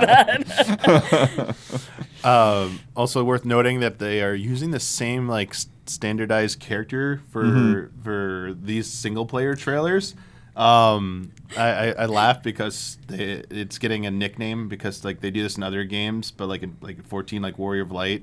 Meteor? Meteor and stuff. They're calling him the Warrior of Fight right now. The Warrior of Fight. That's funny. Because they're using him in all their promo material. So it's like, all right, now we just need the real, like we need the short nickname, and he got it. And it's like, hell yeah. Yeah. But yeah, this trailer like goes places, man. It's like, and they said the cliffhanger is like, did they just kill you? Like, obviously, probably not. But it's like, dead. What? I mean, it's. But intense. Usually, when you encounter these characters on World Tour, they're like there to teach you their techniques, right? So is this like some weird like backhanded way of like teaching you how to fight like her? Yes, they're gonna give you jutsu or something. They're gonna give you the antidote. Sorry, good. No, you go first. They're gonna give you the antidote and be like, this is my specialty. Like, you don't know what your opponent will throw at you at any moment. If I wasn't around, what would you have done? So it's or is it like a thing where like she takes a certain amount of poison to be able to like poison other people? There you go. And it's like you build up a resistance to it over time, kind of thing. What's the famous Japanese horror comic artist? What's his name? Ito? Yes, she almost looks Junji like Ito? she's straight out of a Junji Ito comic. Like even the shape of her face, like the expression she makes it like looks like from straight from Junji Ito. Cool trailer, Blood, but you didn't show any fighting in Yeah. that. What's her, So yeah, it's what's her like, style? okay, I What's she look guess. It's like, and it's in autumn, so it's not like super far, or Wait. fall, it's not super far away. But it's like, and I don't know who she is, so I have no context. I don't know if she's new or not. Yeah, we're dang so. close I think to autumn I think right she now. is brand new. Okay, right? so it's just like they've existed before. Oh, have she? Yeah, people Okay. knew who it was immediately. Okay, So- well, Got it. Okay. it would have been nice to just see a little bit of gameplay from her, just a little bit for a fighting game, you know. Cool. You know who does show gameplay though? Tekken 8. Yes. We got Yes. 2 character reveal trailers here. Oh, man. First up, we Yeah. have Raven, Yeah. who is returning from Tekken 5 and 6. This guy is pretty cool. He's a secret agent specializing in ninjutsu. His character design really kind of like gives me like these kind of Blade vibes a little bit. Yeah. Like he's got this big like X slashed across his face. And he's Cool. got these big tattoos, and they talked about like Yeah. really redesigning him to like kind of show like the passage of time that's happened since he hasn't Oh been my in god, the Yeah. so cool. you know the previous game. And then he's all about like these shadow clones, and so like when you're fighting people and like weed, doing combos and stuff, like a shadow clone will just bust out, and you can like do all kinds of different fun attacks with them and like juggle dudes and all of that, and then like it show like one of his like ultimates or whatever. There's like a whole circle of them come out and kind of yeah. Classic stampede the ninja other stuff. character. Hell yeah. Very good stuff. It feels like it has a really The- really nice flow yeah. to how they come out. We'll say the next character, though, is the one who got the biggest audience Yeah, reaction yes. for sure. Oh yeah. Yeah. But so she's the brand new one, right? Yeah. Yeah. So we can go ahead and From- switch over to that trailer. From Peru. Yeah, and maybe kind of skip through the whatever stupid titles. Azucena, who's a new character from Peru. She is the coffee queen. Coffee queen. She taunts with coffee. Oh my god. Yes. Yes. So she breaks into the fighting scene to promote her family's coffee brand. Okay. And so like she even like after like she beats somebody and wins a match, she'll like bring out the coffee mug and you'll see the logos and stuff pop up. Like she's just fighting to advertise the coffee. Her dodges are really sick because it Yes. like because of sidestepping and stuff. Like it looks like fake out stuff, which was like getting big. Like yeah, yeah. That was getting some good reactions was from the sick. The audience. way that she moves is And really freaking cool. The coffee part's really important for something that's going to come up in a second because we got like a Splatoon. What are they called again? The debates over. Yeah, the I know Splatfest. I don't know the other character's name, but like she was like coffee is the best, and it's like Oh. I will teach you the majesty of tea. And The coffee versus tea debate going on. my God. It's like, oh yeah, here we go. They definitely know how to play into that international debate right there. But yeah, it was like really cool music. Like love the environments. Yeah, the they moveset talked a looks lot sick. about like really like digging into like the like cultural background and fashion and just all this music and stuff from Peru. Yeah, I love the ponchos. Very cool. The alpacas. Yeah. And there's a little bit here about the dodges that comes from PlayStation blog. So she shifts into a stance where she can no longer block, but instead instinctively detects and dodges her opponent's high and low attacks. This special stance and her movements allow her to keep opponents from gaining momentum. It's called the Libertador pose. It becomes even more powerful in heat state, where she automatically launches a counterattack after dodging an attack, putting more pressure on her opponent. So yeah, that's a very key difference in like how her fighting style works. Won't people just attack mid then? Like that. Maybe. I don't know if it might sense that as well. Yeah, the coffee cup at the end is so good. So good. And then last up, Guilty Gear Strive revealed Oh yeah. Johnny. Johnny got a big reaction too. I'm not exactly sure why. I'm not as familiar with this series, but like as soon as the character showed up, people like screaming Johnny. I'm like, who? I'm like, uh-oh. I feel bad, but yeah, they look sick, dude. Like Western like gunslinger dude. Sick. Yeah. Yeah, I was really kind of confused because to me, like you're saying, like he looks like a cowboy. He sounds like a cowboy. He uses what is this? He's got a katana. Katana, thank you. Yeah. They call him a gambler. Yeah. And he's got playing cards that he tosses it's out. Like Gambit meets City. like yeah. And then another thing that they've got going on there is they say that like he's like a pirate or something like that. Excellent. Yeah. It's A hat on a great. hat on a hat. It's like, yeah. Yeah, captain of the jellyfish pirates. Excellent. Cowboy pirate who fights with a katana. Yeah, it's so good. Who's also white. I love it. I love it. Doesn't need a shirt, just a jacket. I love that. He's also a gambler. Mm-hmm. It looks like a boken, though, yeah, right? it's Like just- a wooden practice katana? Yeah, it does. Well, that's what's hard to tell because I think it's what's- a sheath. Oh, is it I the think it sheath? comes out. Yeah. Oh, okay. But it's so fast that you don't see the blade very often. Yeah. I wasn't very, showing chat. So The, we'll just the read it. trailer was a little bit weird in that like the audio mix was kind of like competing with itself. Yeah. Like they wanted to really like pump up the music, but it was like they had the music really hot, but then they were like playing a lot of his voice clips in like quick succession. So it was like what am I supposed to be like listening to right now? But I like one of his lines was like, "I didn't beat you. You beat yourself." Nice. Hell yeah. That wasn't it. But yeah, so the season 3 is going to have 3 more characters, Yep. Okay. 2 new Dang. fighting systems, 2 more stages, and then some other like bonus colors and stuff like that. Yeah. I think the fighting things were important because like one was like a new offensive mechanic, one was a defensive mechanic. So, someone not familiar, Guilty Gear on the surface it looked like pretty significant, but obviously, I'll let the pros let us know if that legitimately is something significant. But yeah, I was like, yeah, this game just keeps going, man, and good for it because it is the most unique looking I feel like of the bunch that at EVO so far. Yeah. And that the season is $24.99, or you can just get Johnny himself for $6.99. Okay. Cheaper than a turtle. It's cheaper than a Ninja Yeah. Turtle, One half of a turtle, Two basically. Johnnies. and hopefully no fighter coin or other kind of shenanigans involved there. Also this week, Call of Duty Modern Warfare 3 announced to arrive November 10th. They had a couple of teaser trailers, and then there was a full reveal that happened in Warzone itself. I read that I last wasn't able to catch up with how this went down, so I'm curious. no idea. I So just read apologies it. for not having all the details there.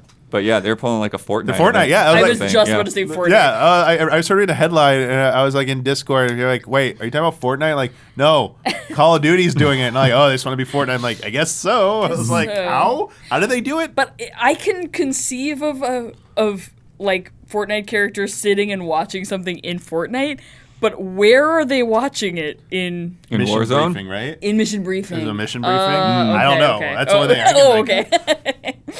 Yeah. Sure, yeah. You're a good guess. I don't know. One that kind of confuses me. We'll see how it turns out. We have a lot more to learn. Polyarch, the makers of VR hit Moss, books 1 and 2, Yeah. are making a competitive multiplayer VR game in the Moss universe Whoa. Okay. Do you called play as a Glass mouse? Breakers, Champions of Moss. Do you play as a mouse? Breakers? You can. There are multiple mice, actually, that were shown up in this teaser image. I'm in. We're getting more info on August 29th. But multiplayer VR? Yeah. I don't know if it's going to be like a MOBA. It sounds like a MOBA. When you have say to play online champions. for sure, right? Because how many VR Yeah. headsets can you have in person? Right. No, it's definitely an online game. Yeah. Yeah, but But- it was like local would be hilarious, like local VR support. I love Redwall and like books like that, stories like that where like Yo, Redwall, shout out. Redwall shout out. So this is my jam. I hope I get to play this. Yeah. Did you play Moss? No, Oh, you I should. don't have VR. Yeah. Well, you can borrow one. Yeah. sometime. Oh, well. We But, have all of them. Yeah, I know. Yeah. Both of those games are very cool. After Baldur's Gate and Spider-Man and everything else coming this year. I know No, you're I have- going all in on Armored Core, Gab. Yeah. I'm all in on Armored Core. Hell yeah, you are. Look at you. You love Armored Core. Yeah, that'll be my first. She's like Souls asking game. the question. Yeah. She doesn't know I if am? she is. But yeah, I similarly have been like meaning to like mess around with the PSVR 2 and just like when? What weekend is that going to happen? Exactly. There was a Pokemon Direct this week with a few bits of news. Go ahead and roll the expansion trailer because that was 10 minutes long. While we talk about all of it, there was a trailer for Detective Pikachu Returns that kind of went through the cast there. We got a drop of some games we'd actually been waiting on. We knew these games were coming for the longest time. Sleep. But Pokemon Stadium 2 for the N64 Trading card. and Pokemon Trading Card Game for the Game Boy finally dropped. There's a really weird thing with this Mew and Mewtwo event. Yeah. So they're available for a limited time. Mew you simply get by putting in like a password before September 18th. Huh? There's a place where you put in passwords and you put in this special password and you get a Mew. And then Mewtwo is available if you defeat it in a new raid and then capture it. And then something special, quote unquote, happens if you challenge Mewtwo with Mew. Oh, okay, some They lore kiss. stuff. Finally, we see Mew 3. Yeah, me three. There's a chaste kiss on the lips, and then that's Mew it. asks Mewtwo, "Are you my mommy?" And you might want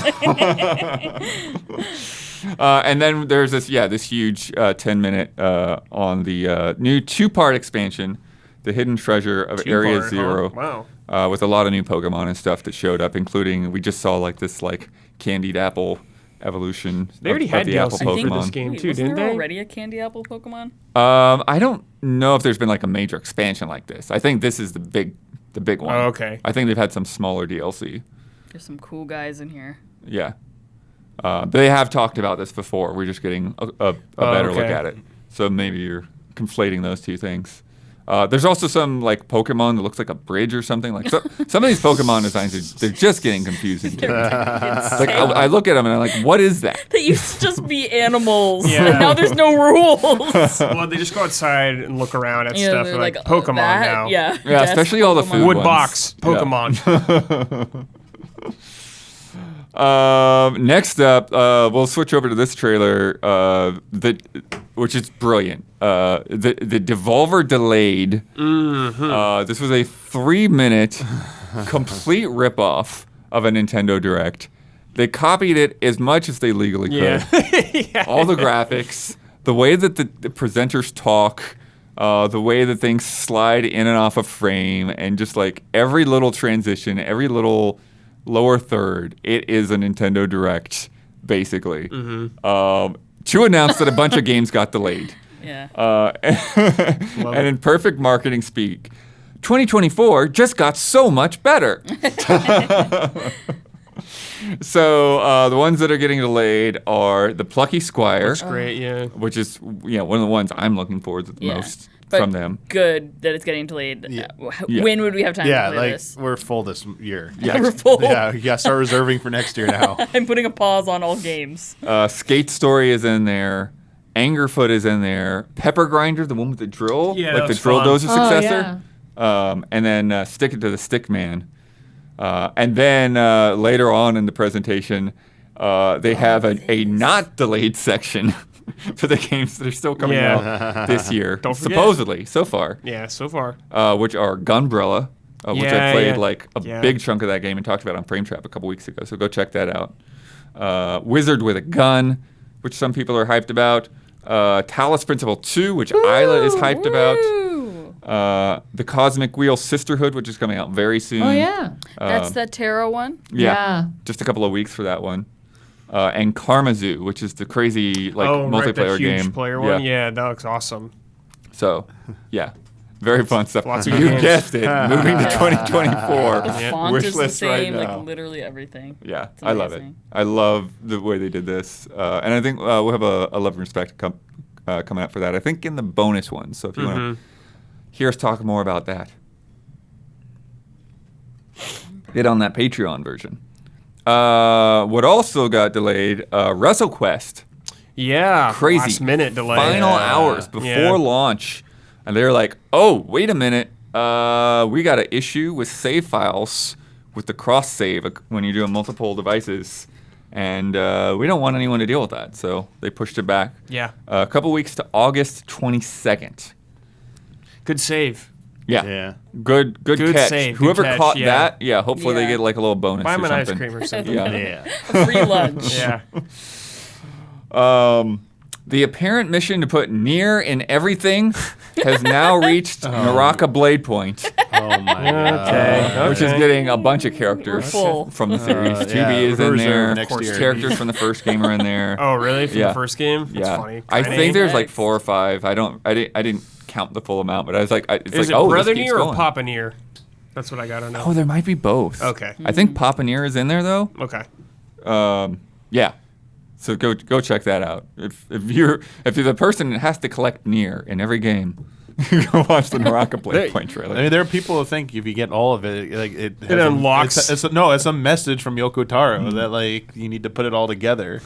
That he's telling a narrative. you He's get a telling a card. narrative. Oh, That he's telling a could you narrative. imagine? People think he's telling a It's like narrative Kingdom through Hearts his level stuff. nightmare. Like that there's some weird thing, and I'm like, oh my. If you collect them all, it opens your third eye. We got some financial reports that dropped from a few companies. First of all, some quick Sony numbers. Software sales up 27% this Q1 compared to last Q1. 56.5 million games sold. 6.6 million were first party. Hardware up 42%, which Wow. brings it That's a to lot. 3.3 million units in Q1, and the total of 40 million PS5s, which I think they announced separately a little I earlier. think they just announced 41 also, like a couple days ago or a day ago. Oh, okay. They noted, this is one that made a lot of headlines, there are some first-party titles that were delayed, which kind of changed their projections. Yeah, that's okay. I think they got enough this Which year. I think maybe referencing the Last of Us multiplayer game. Yeah, definitely. Because I think that happened between reports. Definitely. I think that happened in the last couple of months. Spider-Man will carry him through the year anyways. Yeah. So Maybe another one of those live service games that they're working on. maybe. Take-Two's Q1. GTA 5 sold another 5 million copies in the last 3 months, Doesn't stop. bringing it to 185 million lifetime units. 185 game. million. There are more copies of Grand Theft Auto 5 sold than PlayStation 2s. Yep. Yeah. Ridiculous. Red Dead Redemption 2 has achieved 55 million unit sales. Good. 55. And they're still sticking to that huge fiscal year 2025, which starts in April 2024, which has Yeah. everyone Oh, I wonder what that could be. looking at GTA 6. Yes. Yep. That's what it is, 100%. And then Damiani, you had a little takeaway on the Square Enix Q1 report. What do you want to say about that? Because you brought that up kind of last minute. I wasn't ready Yeah, for it. sorry. No, I mean, I didn't know if we wanted to like talk about more. Like, there's a lot, and I forgot. But yeah, they just did like their annual report, and there was like some interesting things in there. But I think the takeaway was that their CEO said that they want to like focus more on like AAA, like IP based games, like less, and obviously the smaller games, but like no middle games anymore, like the AA or whatever you want to call them. Like they want Okay. less of those. So that was one thing. There's also like been Maybe don't release like 4 games in the span of Yeah. 3 weeks and barely talk about them. yeah. Yeah. There's also And like a lot of them haven't been like really great games. Right. Like fine or But good. I feel like I But mean yes. maybe that's the point. Hopefully it will be. It's where it's like maybe focus more on something like Triangle Strategy than some of the other things that they were putting out there that were just like what is this game? Where did it come from? Harvestella, it's like out of nowhere. Yeah. You're like, Yeah. what? Exactly. there was something about like one of their biggest like things that was influencing their bottom line was like increased like HD development cost. development There was a very specific financial term in there that starts with an A that I had to like look up, and I was still freaking confused after reading the wiki entry on. I'm like, what the Oh yeah, hell some of is- that stuff that I was they like, get into in the report what is a little dense. is this? But like they cited that as one of the reasons. There's MMO subdivision like for the quarter was down a little bit, but like that's to be expected because we're like at the tail end of 14's newest current expansion. Plus like Dragon Quest 10, I imagine it's not in any growing state either. It's their other MMO they have. And 11's been pretty like as if not as if, but like standard as well, not really like growing. But I mean, wasn't there some nonsense too about like 16 not meeting some upper that's end that's the last thing I wanted to get into. thing? There's been a lot of back and forth about is that. Like reporting it weird because it sounds like upper end is like, well, it met expectations but not as high as it could have been. It's like the two things getting like conflated as well. One is that they paid off the cost of that in that quarter to like so that any future copies sold will be like pure profit to them. So it like financially it looks like it made less because like they were just upfront with their payments on what they owed on the development for that game, which I guess is not standard. I had no idea about this. It was even a thing. Like, wait, what do you mean pay up front? Like, isn't it you guys like? I guess they like it's. Just I don't know. Like that's a thing. So I'm like, okay, that changed it. But the other thing is like, yeah, they said they were pleased with the sales, but like they had a projection for it, and then like what they expected, and it was like on the lower end of the expected area, and they were like it could have been higher. They thought. But they cited the PS5 install base as being, very limiting for them hitting like these higher numbers. And of course, people want to take these answers to fit their narratives, and there's a contingency out there that wants the narrative of 16 failed. It's bad. Let's never get another game like Final Fantasy 16. Get back to the turn-based ASAP. Get back to old Final Fantasy ASAP. And they're using that as like ammunition when it's like that's not actually what they said. You're reading this wrong. So it's there are like definitely people in the industry are trying to speak up to read like this is what they said, stop taking it this way. But the damage already done. A lot of people ran with the headlines. A lot of people are spreading headlines that it failed. Bloomberg like did a bad story on it, or like inaccurate, and the guy that like reported on it is like talked to them Bloomberg. They're like, actually no, that's not what I said, kind of thing like that. Yeah. It's I don't even have it. It's up a anymore, dicey. but It's a weird situation. There's a lot of confusion going on. Yeah, I mean, I would wait till the annual report. The next annual report will have a more complete picture, and we'll be able to understand. Right. But yeah, it's just something that people want to like latch onto, and it's like it's. I mean. And I think there was a thing too that they were saying earlier in this year, and I don't know if that was off base too, but it was like, before the demo dropped. They're like, oh, the pre-orders seem slower than we were expecting, but then it all sort of turned around in like that last month. Yeah, I mean, and I think it's it's got good word of mouth. It's reviewed pretty well, and I think people who are playing it people are watching people play it or like that looks cool. I want to like try it out, and I think that demo definitely helped. Because people played it like, oh, this is like insane. But I mean, I just want like a more complete picture because people also need to take into context like it's being compared to like 15 to remake sales and other entry sales, and it's there's things that the other thing is we don't know how much Sony paid. So it's like that's never going to be as far as we know, it's never going to be revealed, and who knows if you could add that on and give like the financial like how much the game made. Like when Call of Duty announced it's like the biggest day, we did like $1.8 billion this weekend or whatever. Like, not that 16 is going to do anywhere near that, but like we never get like something like that, like a clear picture of like in its opening week. Yeah, it sold like what 3 million copies? They said was the week one sales for it. And it's like, but financially did like this much money or whatever. Like we never really get that full picture because of that. And yeah, I do also think the other thing to be kind of like talked about here is does the exclusive window, is it doing more harm than good? Like that's a question only they can answer. Right. I mean, how much, because they know how much Sony is paying them. We don't. And what would the theoretical upper limit be if they were on every platform day one at launch? Right. So and Sony's paying for a lot of the marketing too, which is really expensive. Yeah, that part too. of it. Like definitely. it's Yeah, absolutely. they were advertising at EVO. Yeah, they own EVO. It was huge. Like every I felt like every hour getting maybe like 2 to 3 Final Fantasy 16 ads from, and it was the PlayStation branding. It wasn't Square Enix. It was Sony doing that marketing for them. Yeah. Also, New Zealand is the latest company to approve the Microsoft Activision merger. The Sega's acquisition of Rovio has cleared all of its hurdles and is estimated to be completed next week, August 17th. Wow. All right. So Angry Birds. Dude, songs can be Angry Birds. Yeah, Let's officially go. going to be a Sega thing. Angry Sonics. Dude, Kiryu, they're going to put Kiryu in Angry Birds. And it looks like Isla got this crazy thing up. Nice. What? I wasn't sure if this would show up on screen or not. So, Jaguar VR is a thing I didn't even know existed. Wait, what? Yeah. And Don's so, ears just. yeah, I wish Don was here for this, but he was excited. He wants to get it running, and I'm like, I don't think that's a thing, Don. I don't think you can actually get this emulator. But basically, I didn't know that there was an unreleased Genesis VR. I didn't know there was an unreleased Jaguar VR.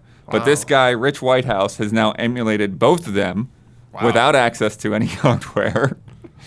And he's in this little bit of footage he's showing off Missile Command 3D. Whoa. That's so cool. That is crazy. On the Jaguar VR through emulation. That's wild. It honestly doesn't look terrible. I know, it looks cool. Yeah, for something that came out in the 90s. Yeah, for like something this old. I'm sure he must be like increasing the frame rate and stuff, He so it must doesing make be. you sick. But Yeah. Oh my god, yeah, he's for sure doing that. Yeah, Have you seen frame those rate. Jaguar games, dude? Good lord. it's running like 11 frames per second on that system. Yeah. Jaguar. That's very funny. Oh, and now I've followed the trend of all of you. I've forgotten Rufus. Streak continue. We got had him, excuses. Jack. Let's make it happen next week as We're well. fill-ins. Yeah. We got him. Got him. Got him. All right. It's time for Love and Respect.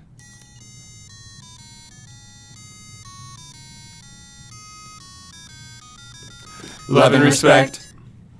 All right. From Kristen J. Rosario.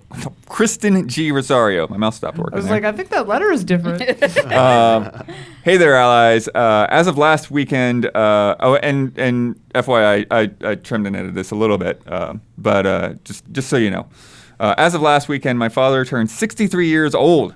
Growing up, he was a nerd himself, collecting G.I. Joes, comic books, and even video games. Despite his current age, my dad is still playing video games to this day. He not only has beaten games in series like Batman Arkham and Assassin's Creed, he's currently trying to beat Ghost Recon Breakpoint. Oh. The first game I ever played was his copy of Tetris on the old school brick Game Boy when I was just 3 years old. The first console I ever played on was his NES. I'm so happy that he is in my life, and that's the fact that he's the one that got me into everything I love now, including video games. My question is this. Who in your life must you thank for where you are now, not only as a gamer, but as a games journalist? My grandma is the one that got me and my brother NES. Oh, yeah? And she's the one that kind of kickstarted all that kind of stuff. So, yeah, definitely my grandma. Nice. Anyone in particular in terms of, like, trying to get into the industry or any of that kind of thing? Get into the industry? Or, like, why you would want to? Or Oh, why I'd want to? I don't really know why. I mean, obviously Mike helped me get in the industry with, like, talking to Jones and all that stuff. But I don't know. I can't think of, like, a single name that, like, made me want to get in the industry, Sure. I guess. Yeah, I know the question's going to be a little different for you, but, I'm not you a know. games journalist, Yeah. but both my parents, I got my first, I think I got a Game Boy for Christmas or my birthday. Okay. And that was from both my parents. And my dad didn't play a lot of video games, but he was very interested in video games, so he would watch me play sometimes. And his brother, my uncle, played some video games. So just them mostly. Nice. Parents and uncle. Yeah, none of my parents played games at all. And my dad or my mom is the same age as Kristen's dad. 63. Oh, so, nice. Yeah. My parents got me my first system. I always wonder if they like actually ended up regretting it and stuff. But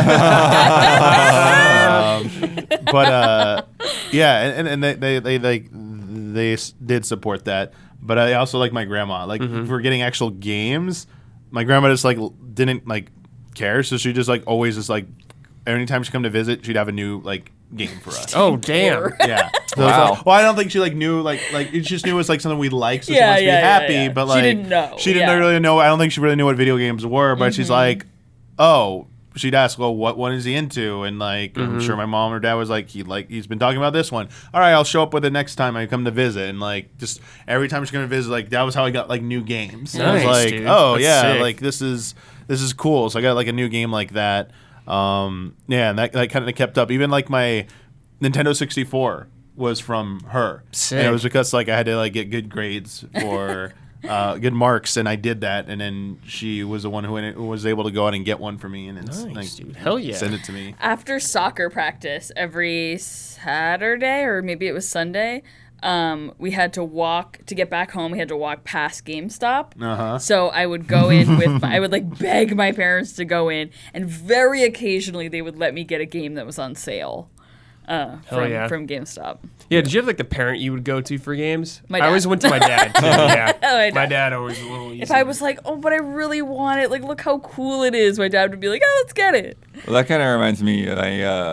My grandparents had a store in the flea market, and so there'd be a lot of times where I would be kind of like stuck there at the flea market, like and they would sell like knives and lawnmower parts and stuff like that, and.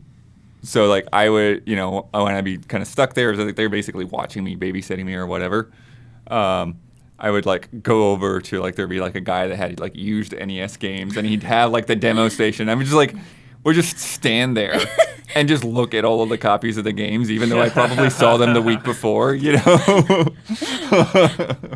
yeah. Isla, you have any... Oh, yeah. I used to play computer games with my dad all the time, so that's probably how I started playing video games. I remember also when we would get, because we would have computers built for us by this guy, like a local guy, and I would always go with, and we would always end up being there for like 4 hours while he built us a computer, and like early days, like looking at this guy had like 3 computers playing EverQuest, like alts.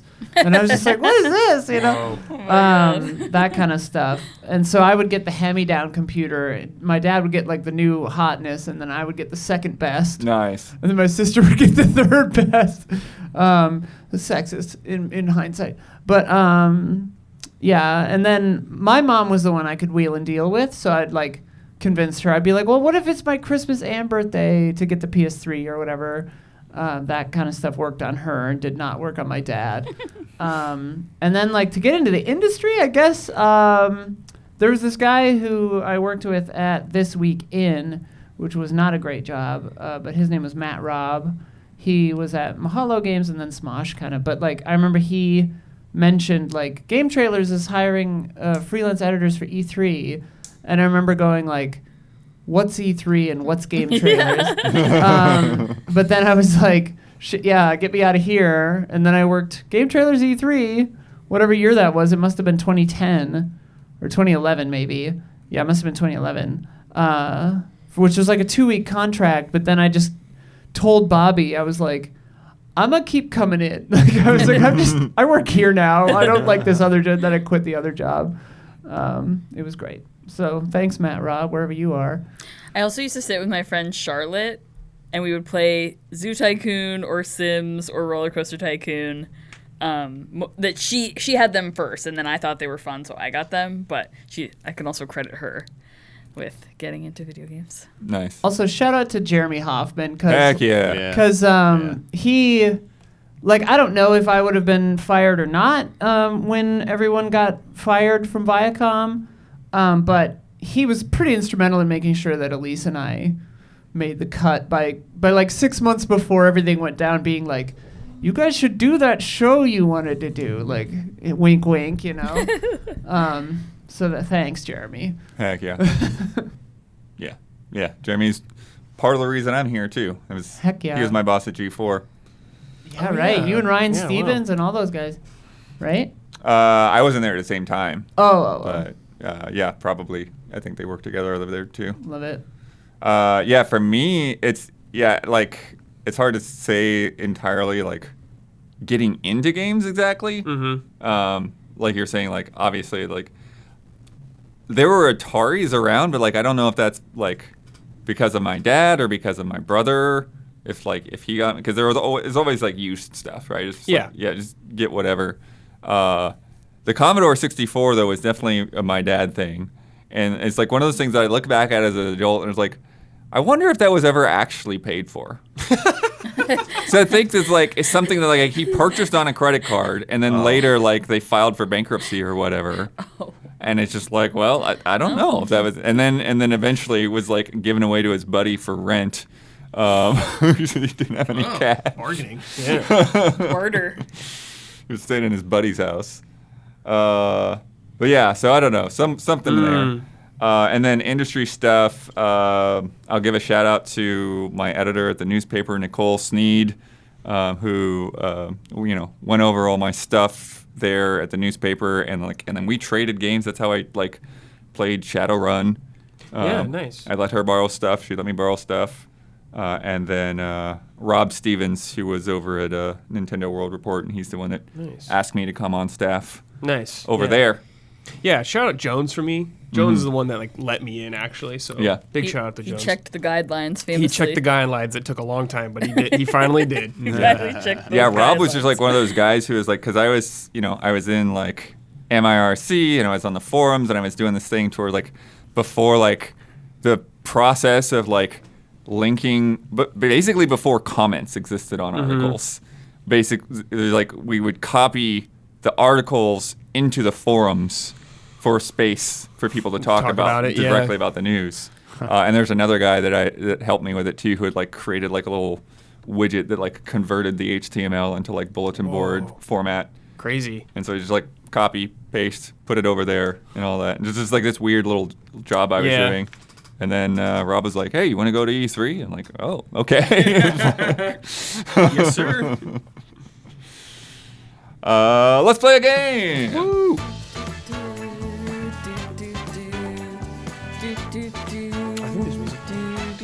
I know. I noticed that last week. So Yeah, you were I'm trying to match the beat. I'm partly tempted to just leave Gabby's music and not do the music. From Thief, this is a fun one. I've got a game. As we learned last week, the top 10 Switch titles have sold insane numbers. But can they stack up against these entire franchises? Your goal is simple.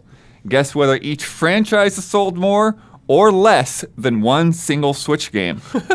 For example, how does the whole Xenoblade series compete with number 10, New Super Mario Bros. U Deluxe? Oh, I forget how much New Super Mario U Deluxe sold. Xenoblade series?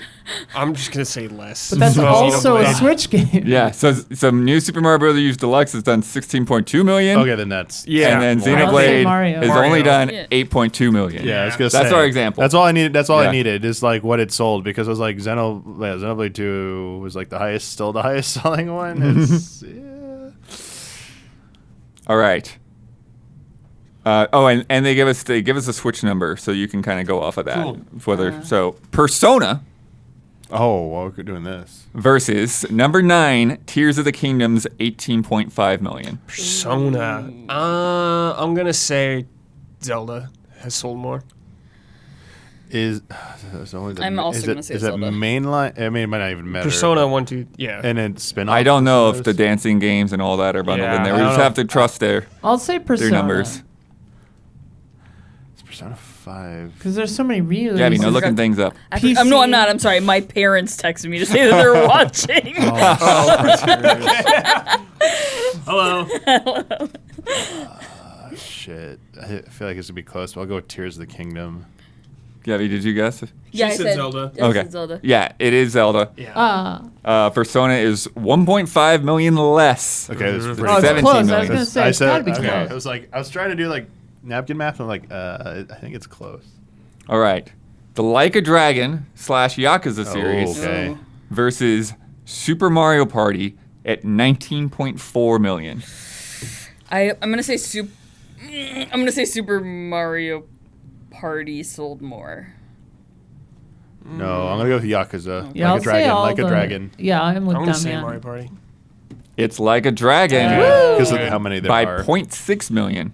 20 million total for that Excellent. series. Wow. I was banking on how many of them there were, and they each sold Yeah, I was that's valid, that's okay, valid. I think they've Numbers game, yeah.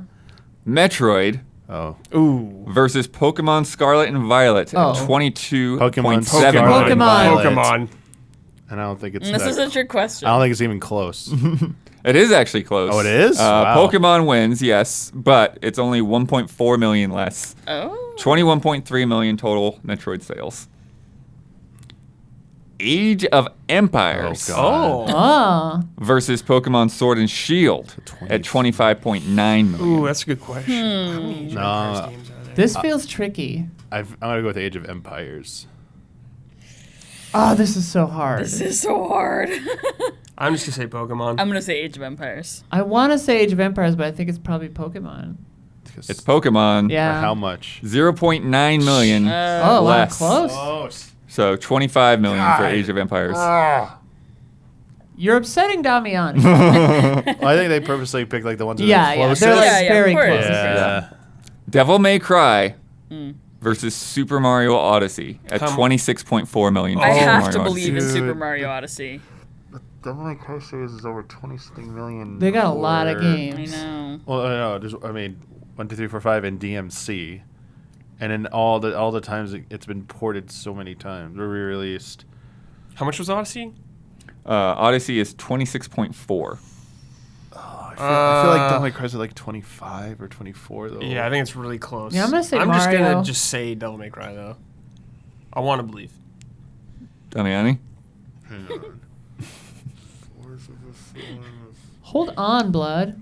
I'm gonna go Devil This May, is dead I'm gonna air go right Devil now. May Cry. This is silence. Okay, it is Devil May Cry. Oh! 29 million. Thank God. 2.6 million more. If Odyssey had a ghost house, they would have beat it. Yeah, I'm sure I that's think true. it's because in the end DMC, despite its hate, sold decently, and it got supported again, and its second life release Yeah, did well. re-release. Horizon, meaning Horizon Zero Dawn, Forbidden West, all that, versus Breath of the Wild at 30.7 million. Oh, that's a good question. I'm saying Breath of the Blood. Wild. There's 2 in the VR game, right? Correct. Yeah. Yes. This is a really good one. I don't know how expansions fit I'm into gonna say these. Breath of the Wild. 30 million is Breath of the Wild. 30.7. I wanna go with Breath of the I'll Wild. go with Breath of the Wild too. It's Horizon. Okay. 32.7. Wow. 2 million more. I'm Wow. just Wait, good at and this. how much is Breath of the Wild? 30. 30.7. All right, and 20 million more to go for Is Houston. that Yeah. physical or just digital? And we're only doing No, the that's we're only all. doing the Switch versions. We're not factoring the Wii U sales. Okay. Only 10 people bought that. Yeah, Those immaterial. numbers are Yeah, we are only yeah, talking about Switch They're versions. irrelevant. I messed myself up. Dark Souls versus Super Smash Bros. Ultimate at 31.8 million. So we're just All of saying Dark Dark Souls? Souls 1, Let's 2, 3. go, Dark One, Souls. two, That's three. what I think. Okay, because no Elden Ring. No, that's not Bloodborne. Dark Souls. it's real easy. Elden Ring. Yeah, not Demon Souls. Yeah, not Demon Souls, not Bloodborne. It's probably Smash, but I I'm think it's saying probably Smash. I'm saying Dark Souls just to stay Yeah, with my baby. I don't want to upset Miyazaki, so I'll Yeah. say Dark Souls. I'm going to say Smash. I'll say Smash. It's Dark Souls. I've been wrong. 33.4 million. We did it. 1.6 million more than Smash Bros. Jeez. Praise the Look sun, at that. dude. Take that, Yep, Sakurai. you should have put Dark Souls. Solaire Yeah, should in- put Solaire yeah. and Smash. You messed They had up. the amiibo, dude. They had the amiibo. You messed up. Praise They the did. master hand. Brad, Yes. Kingdom Hearts Mm-hmm. versus Animal Crossing New Horizons. Oh, that's Oh. like 50 something. 42.8 42. million. 42. Which game versus Animal Crossing? Kingdom Hearts. Oh, All of Kingdom Hearts. I've been Animal wrong. Crossing. Animal Crossing. Yeah, I want to say Animal Crossing, Yeah, Blood. okay. That COVID bump. I don't know. Yeah, I don't know how you translate the mobile game to whatever. you I get for Kingdom I Hearts. don't think that counts as a sale. So you don't Yeah. buy it. One, two, three, all the ports. Yeah, all I'm 35 I'm with re-releases. Animal Crossing. It is Animal Crossing. Yeah. Is it even close? Got one. No. I got- 36 No, million for there's Kingdom no way. Hearts. How much, 36? 6.8 million less. Okay. I was gonna say this felt like it was gonna be the biggest discrepancy or difference. Or I'll take that, dude. Yeah, that's actually more than I thought. Street Fighter versus Mario Kart 8 Deluxe Ooh, at 55.5 million. Oh, this boy. is tough. I'm sorry, what was the franchise? Street Fighter. All of Street Fighter, the past 30 years of it. I'm gonna say Capcom games are funny because I always think that they're like household mainstays, and then like They're all just of not. Resident Evil has sold like 8 million. Yeah. And I'm like, huh? I'll say Street Fighter. I'm also going to say Street Fighter. I'll go with Mario Kart. I'll go Mario Kart. That's Mario Kart. Damn. By how much? Street Fighter is at 49 million. Okay. 6.5 million less than Mario Kart. Okay. Woo! Other franchises that have been outsold by Mario Kart 8 Deluxe include Everybody. Mega Man, Uncharted, Crash Bandicoot, Ratchet and Clank, Gears of War, The Last of Us, Forza Motorsport, and Half-Life. Yeah. Crazy. Smash, dude. Or Mario Kart. Well, From Sekiro 505, Hello, allies. I'll keep mine simple. What's one of your fondest memories in an Elder Scrolls game and a Fallout game? Well, that'd be quick because I've never played a Fallout game, so nothing from that.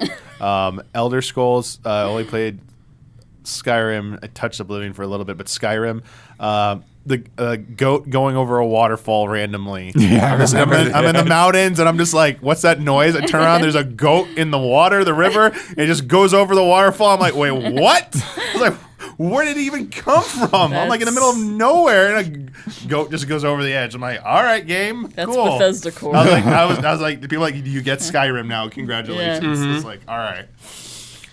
Skyrim, I think it was just me folks were doing some dude off a mountain. That was pretty sick because that was my first like Elder Scrolls game, so it was all new to me. So that was fun.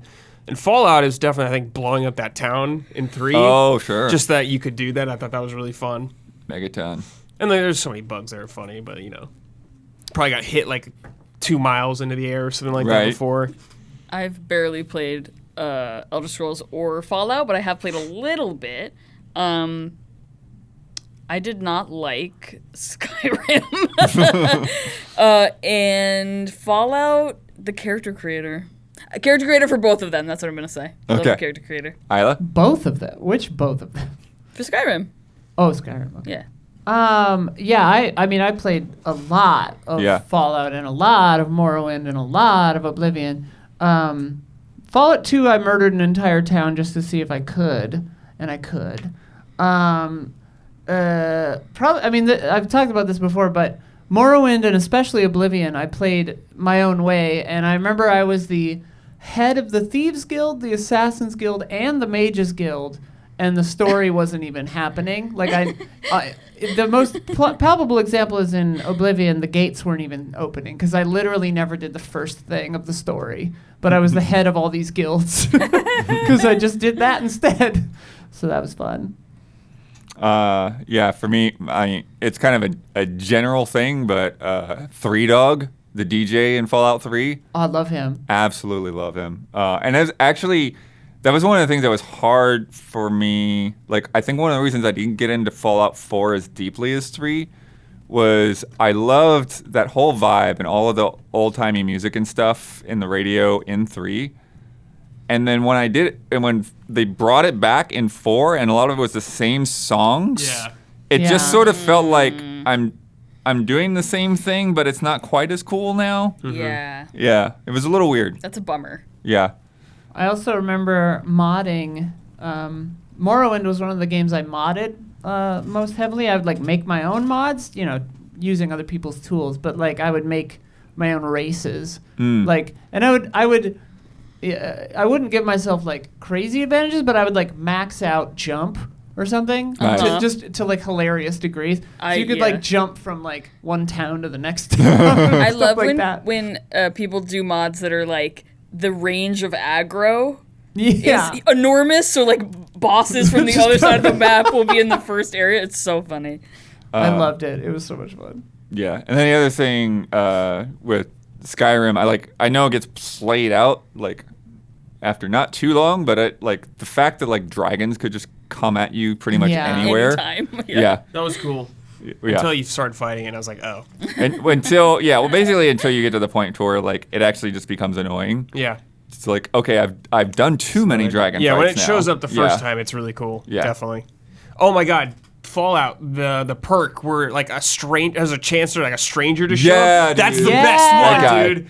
This guy just comes out of nowhere, boom, crits them. Oh my God, it's so good. I hope Starfield has something like that. Yeah, I hope it's a weird alien guy. Honestly, Brad, that was when they showed perks being in Starfield. That was when I was on board. That's what I'm the most. I was for okay, perks. I'm in for Starfield now. Perks are good. Yeah, it's time for bets. Da, da, da, da, da, da.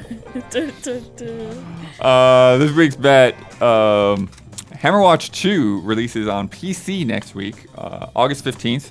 It's a pretty cool, old school looking hack and slash with co-op, loot, crafting, all that goodness. Kind of reminds me of Gauntlet a little bit. Not really, I don't know. We're going to find the first NPC to give us a quest. And I'm asking how many words the text box, the first text box we'll have for the quest dialogue, not including the character's name or like the UI prompts for accept and details and all that stuff. And in the recent trailer, we saw 2 quest givers. One was 54 words long, the other was 36 words. Brad, how many you go for? 64, just for vibes. 64. I misunderstood this bet a little bit. I thought Gabby? it was a little more conversational, these boxes. So I just said 1. I think it's going to say, like, hello, and then you click it, and then... Oh, okay. I mean, if it ends If up being it's the part of the low, quest, yeah. maybe. Could happen. Damiani, 36. 36. Isla, I was going to say 36 until it was the low, so I said 42. 42. The answer. I also said 42. Oh my God. Now I know how it feels. Do we read the same books, Blood? Sad. Last week's bet, Broforce Forever, a major free update for Broforce, came out on Tuesday, introducing new playable characters, new enemies, muscle temples, and more. Last week, we asked the panel how many bros we'd find in the most recent trailer at launch. The word. Yeah, bro in the title, in the names, all that stuff. Gabby bet 9, Huber bet 9, Damiani bet 15, Isla bet 6, Brad bet 11.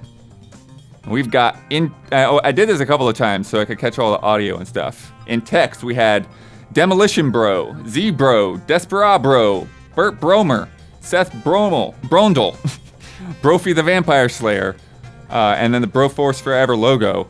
And then in audio, we had the title in there a couple of times, and then we just had backup singers doing Broforce. Yo, I didn't know audio counted. Yeah. I would have guessed higher, man. This is a non-specific bet, Blood. It was very specific. How many bros? The answer is 11. Yes! Brad nailed it. Damn it! Final Fantasy 11. I did it. Yes. This hurts And the because streak. visual only was 9, so it would have been Gabby and Huber. No, the visual only was 7. Oh. I counted 9. Then that still would have been me and Huber, was it? I don't know. That would have been, let's see. That would have been Isla if it had been 7. Anyway, since the Grizzlies have continued their streak, they get an additional bonus point, bringing the scores to Garrulous Ducks 20. Quack, quack, quack, quack, quack, quack, quack, quack, quack, quack, quack. The Broforce logo was in there twice. Yeah. He said that. Oh, okay. Well, but that would be 8, not 7. Never mind. Whatever. And then Sleepy Grizzly 16.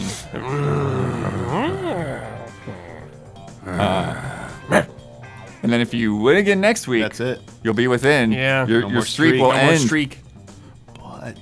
But They keep the asterisk, right? Yeah. do we get a streak point next week if we do get it, or is it, we only get the one Yeah, normal yeah. point? Close it within 2. You can take advantage. We're capitalizing perfectly. We want to be on the Dude. 16 points. Yeah. Or within. We want to be with like 4 points with 1 more to go. Yeah. There we go. Let me tell you about patreon.com/easyallies. Patreon is the main way that we get funded, how everything around here happens. I saw a comment where somebody was like a little bummed because they thought we were being a little pushy the past few weeks or whatever, because like they don't have the cash, and like, hey, if you don't have the cash, we understand. We're here for you. You know, like we. Don't be intimidated by Huber's tip rant.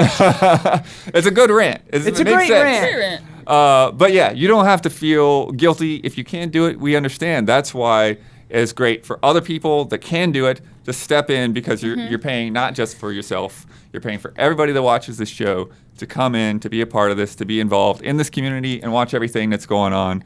And I want to say to that person as well, Yeah. because I saw that comment too. We've also had people say, I didn't even know you had a Patreon. You guys need to talk about it more. So, What? please, yes, I know. That's amazing. I know. So, don't feel pressured. Truly, $1 counts, but also your view is valuable to us. So, yeah. And maybe you're not fiscally liquid, but maybe your friend rich. Yeah. Tell your friends about us. Tell your friends about us and tell your rich friends about us. Yeah, especially them. Share our videos. Yeah. If you have a company and you want to sponsor, like We've got those high-level tiers for the shout-outs. Yeah. We've I got will take sponsorship your stuff. money. We Yeah. will take it. Yeah. And we've also got, if for whatever reason Patreon doesn't work for you, we've got the PayPal link under We there. got Twitch subs. Twitch subs, We're all gonna those fun set ways. up a Venmo. There's We're gonna even set up a we have a Zelle. super A thanks thing on coffee. YouTube that we never talk about because I don't know, but that's an option. If you want to do the super thanks thing with a comment, that's there too. Super chat. But Patreon is the best way to get in there and give us your support. And you also get rewards at $5. You get this podcast a couple of days early. You get it ad-free. You get bonus Love and Respect questions that we shoot after the live stream. You can submit to Love and Respect, which we always love more and more. Every time I see somebody, it's like, I've been watching for years, but I've never left a comment. I love it. Even if I can't pick it for whatever reason, I love that you're in there and giving that feedback and giving those questions. And you get access to our Discord where you can throw in those news tips. I'm looking at that stuff every week. Getting that in there, and even if I don't pull exactly the source that you pulled, I'm it gets me on the right thread. It's okay, let's see who's talking about this. Blood's what's watching happening. you. Yeah. Be careful. And there's a lot of food pictures Yeah. and fun stuff. Yes. If you need people just to talk about life, whatever, that's going on in there too. At $10, you can contribute to various things like our community showcase and our Q&A, and then our platinum producers get a shout out on this podcast every week, as well as shout outs on Frame Trap and Reaction Shots. Get ready, Gabby. Yeah. Yeah. They didn't brief you on that last week, huh? I just You just weren't ready. Yeah, it was- Just weren't She ready. should know. I've seen hundreds of it. Yeah. For sure. This month's shout outs go to Jabawebs, Elthanis, and Greg, the Dark Knight, Kettering. Shout out. Shout out. Brad, Yes. you won that bet. You get to promote any Easy Allies video you would like to promote. You get the final word on anything you disagreed with, want to reiterate, or just popped in your head. You get to sign off with your trademark sign off. Can I promote 2 videos actually? Can I do that? Can I break the rules? Unprecedented. Can I do it? Yeah, sure. People if you talk got- about if you videos got all the the time on videos. this podcast. Sure. Let's Check do it. out Frame Trap, the most recent one with Ben Starr on it. The voice of Yes. Clyde Rossfield himself on there. Is a great time. Chatted for over 3 hours with him and Damian. It's fun. But also, Huber played The Lords of the Fallen, and he chatted with me about it in Yeah. a brand new preview that just went out. So This thing with the light and the Huber alternate was dimension very dark world pleased thing. and hyped on the game, and he got me excited for it. So please check that out. Sounds awesome, that game. Final word is, come on, Rockstar, dude. Come on, dude. What are you doing, man? Come on, you have so much fucking money. Just do it. Put it out. Put Red Dead on PC. For God's sakes. Please. Please. PC, yeah. PC, yeah. Okay, and as always,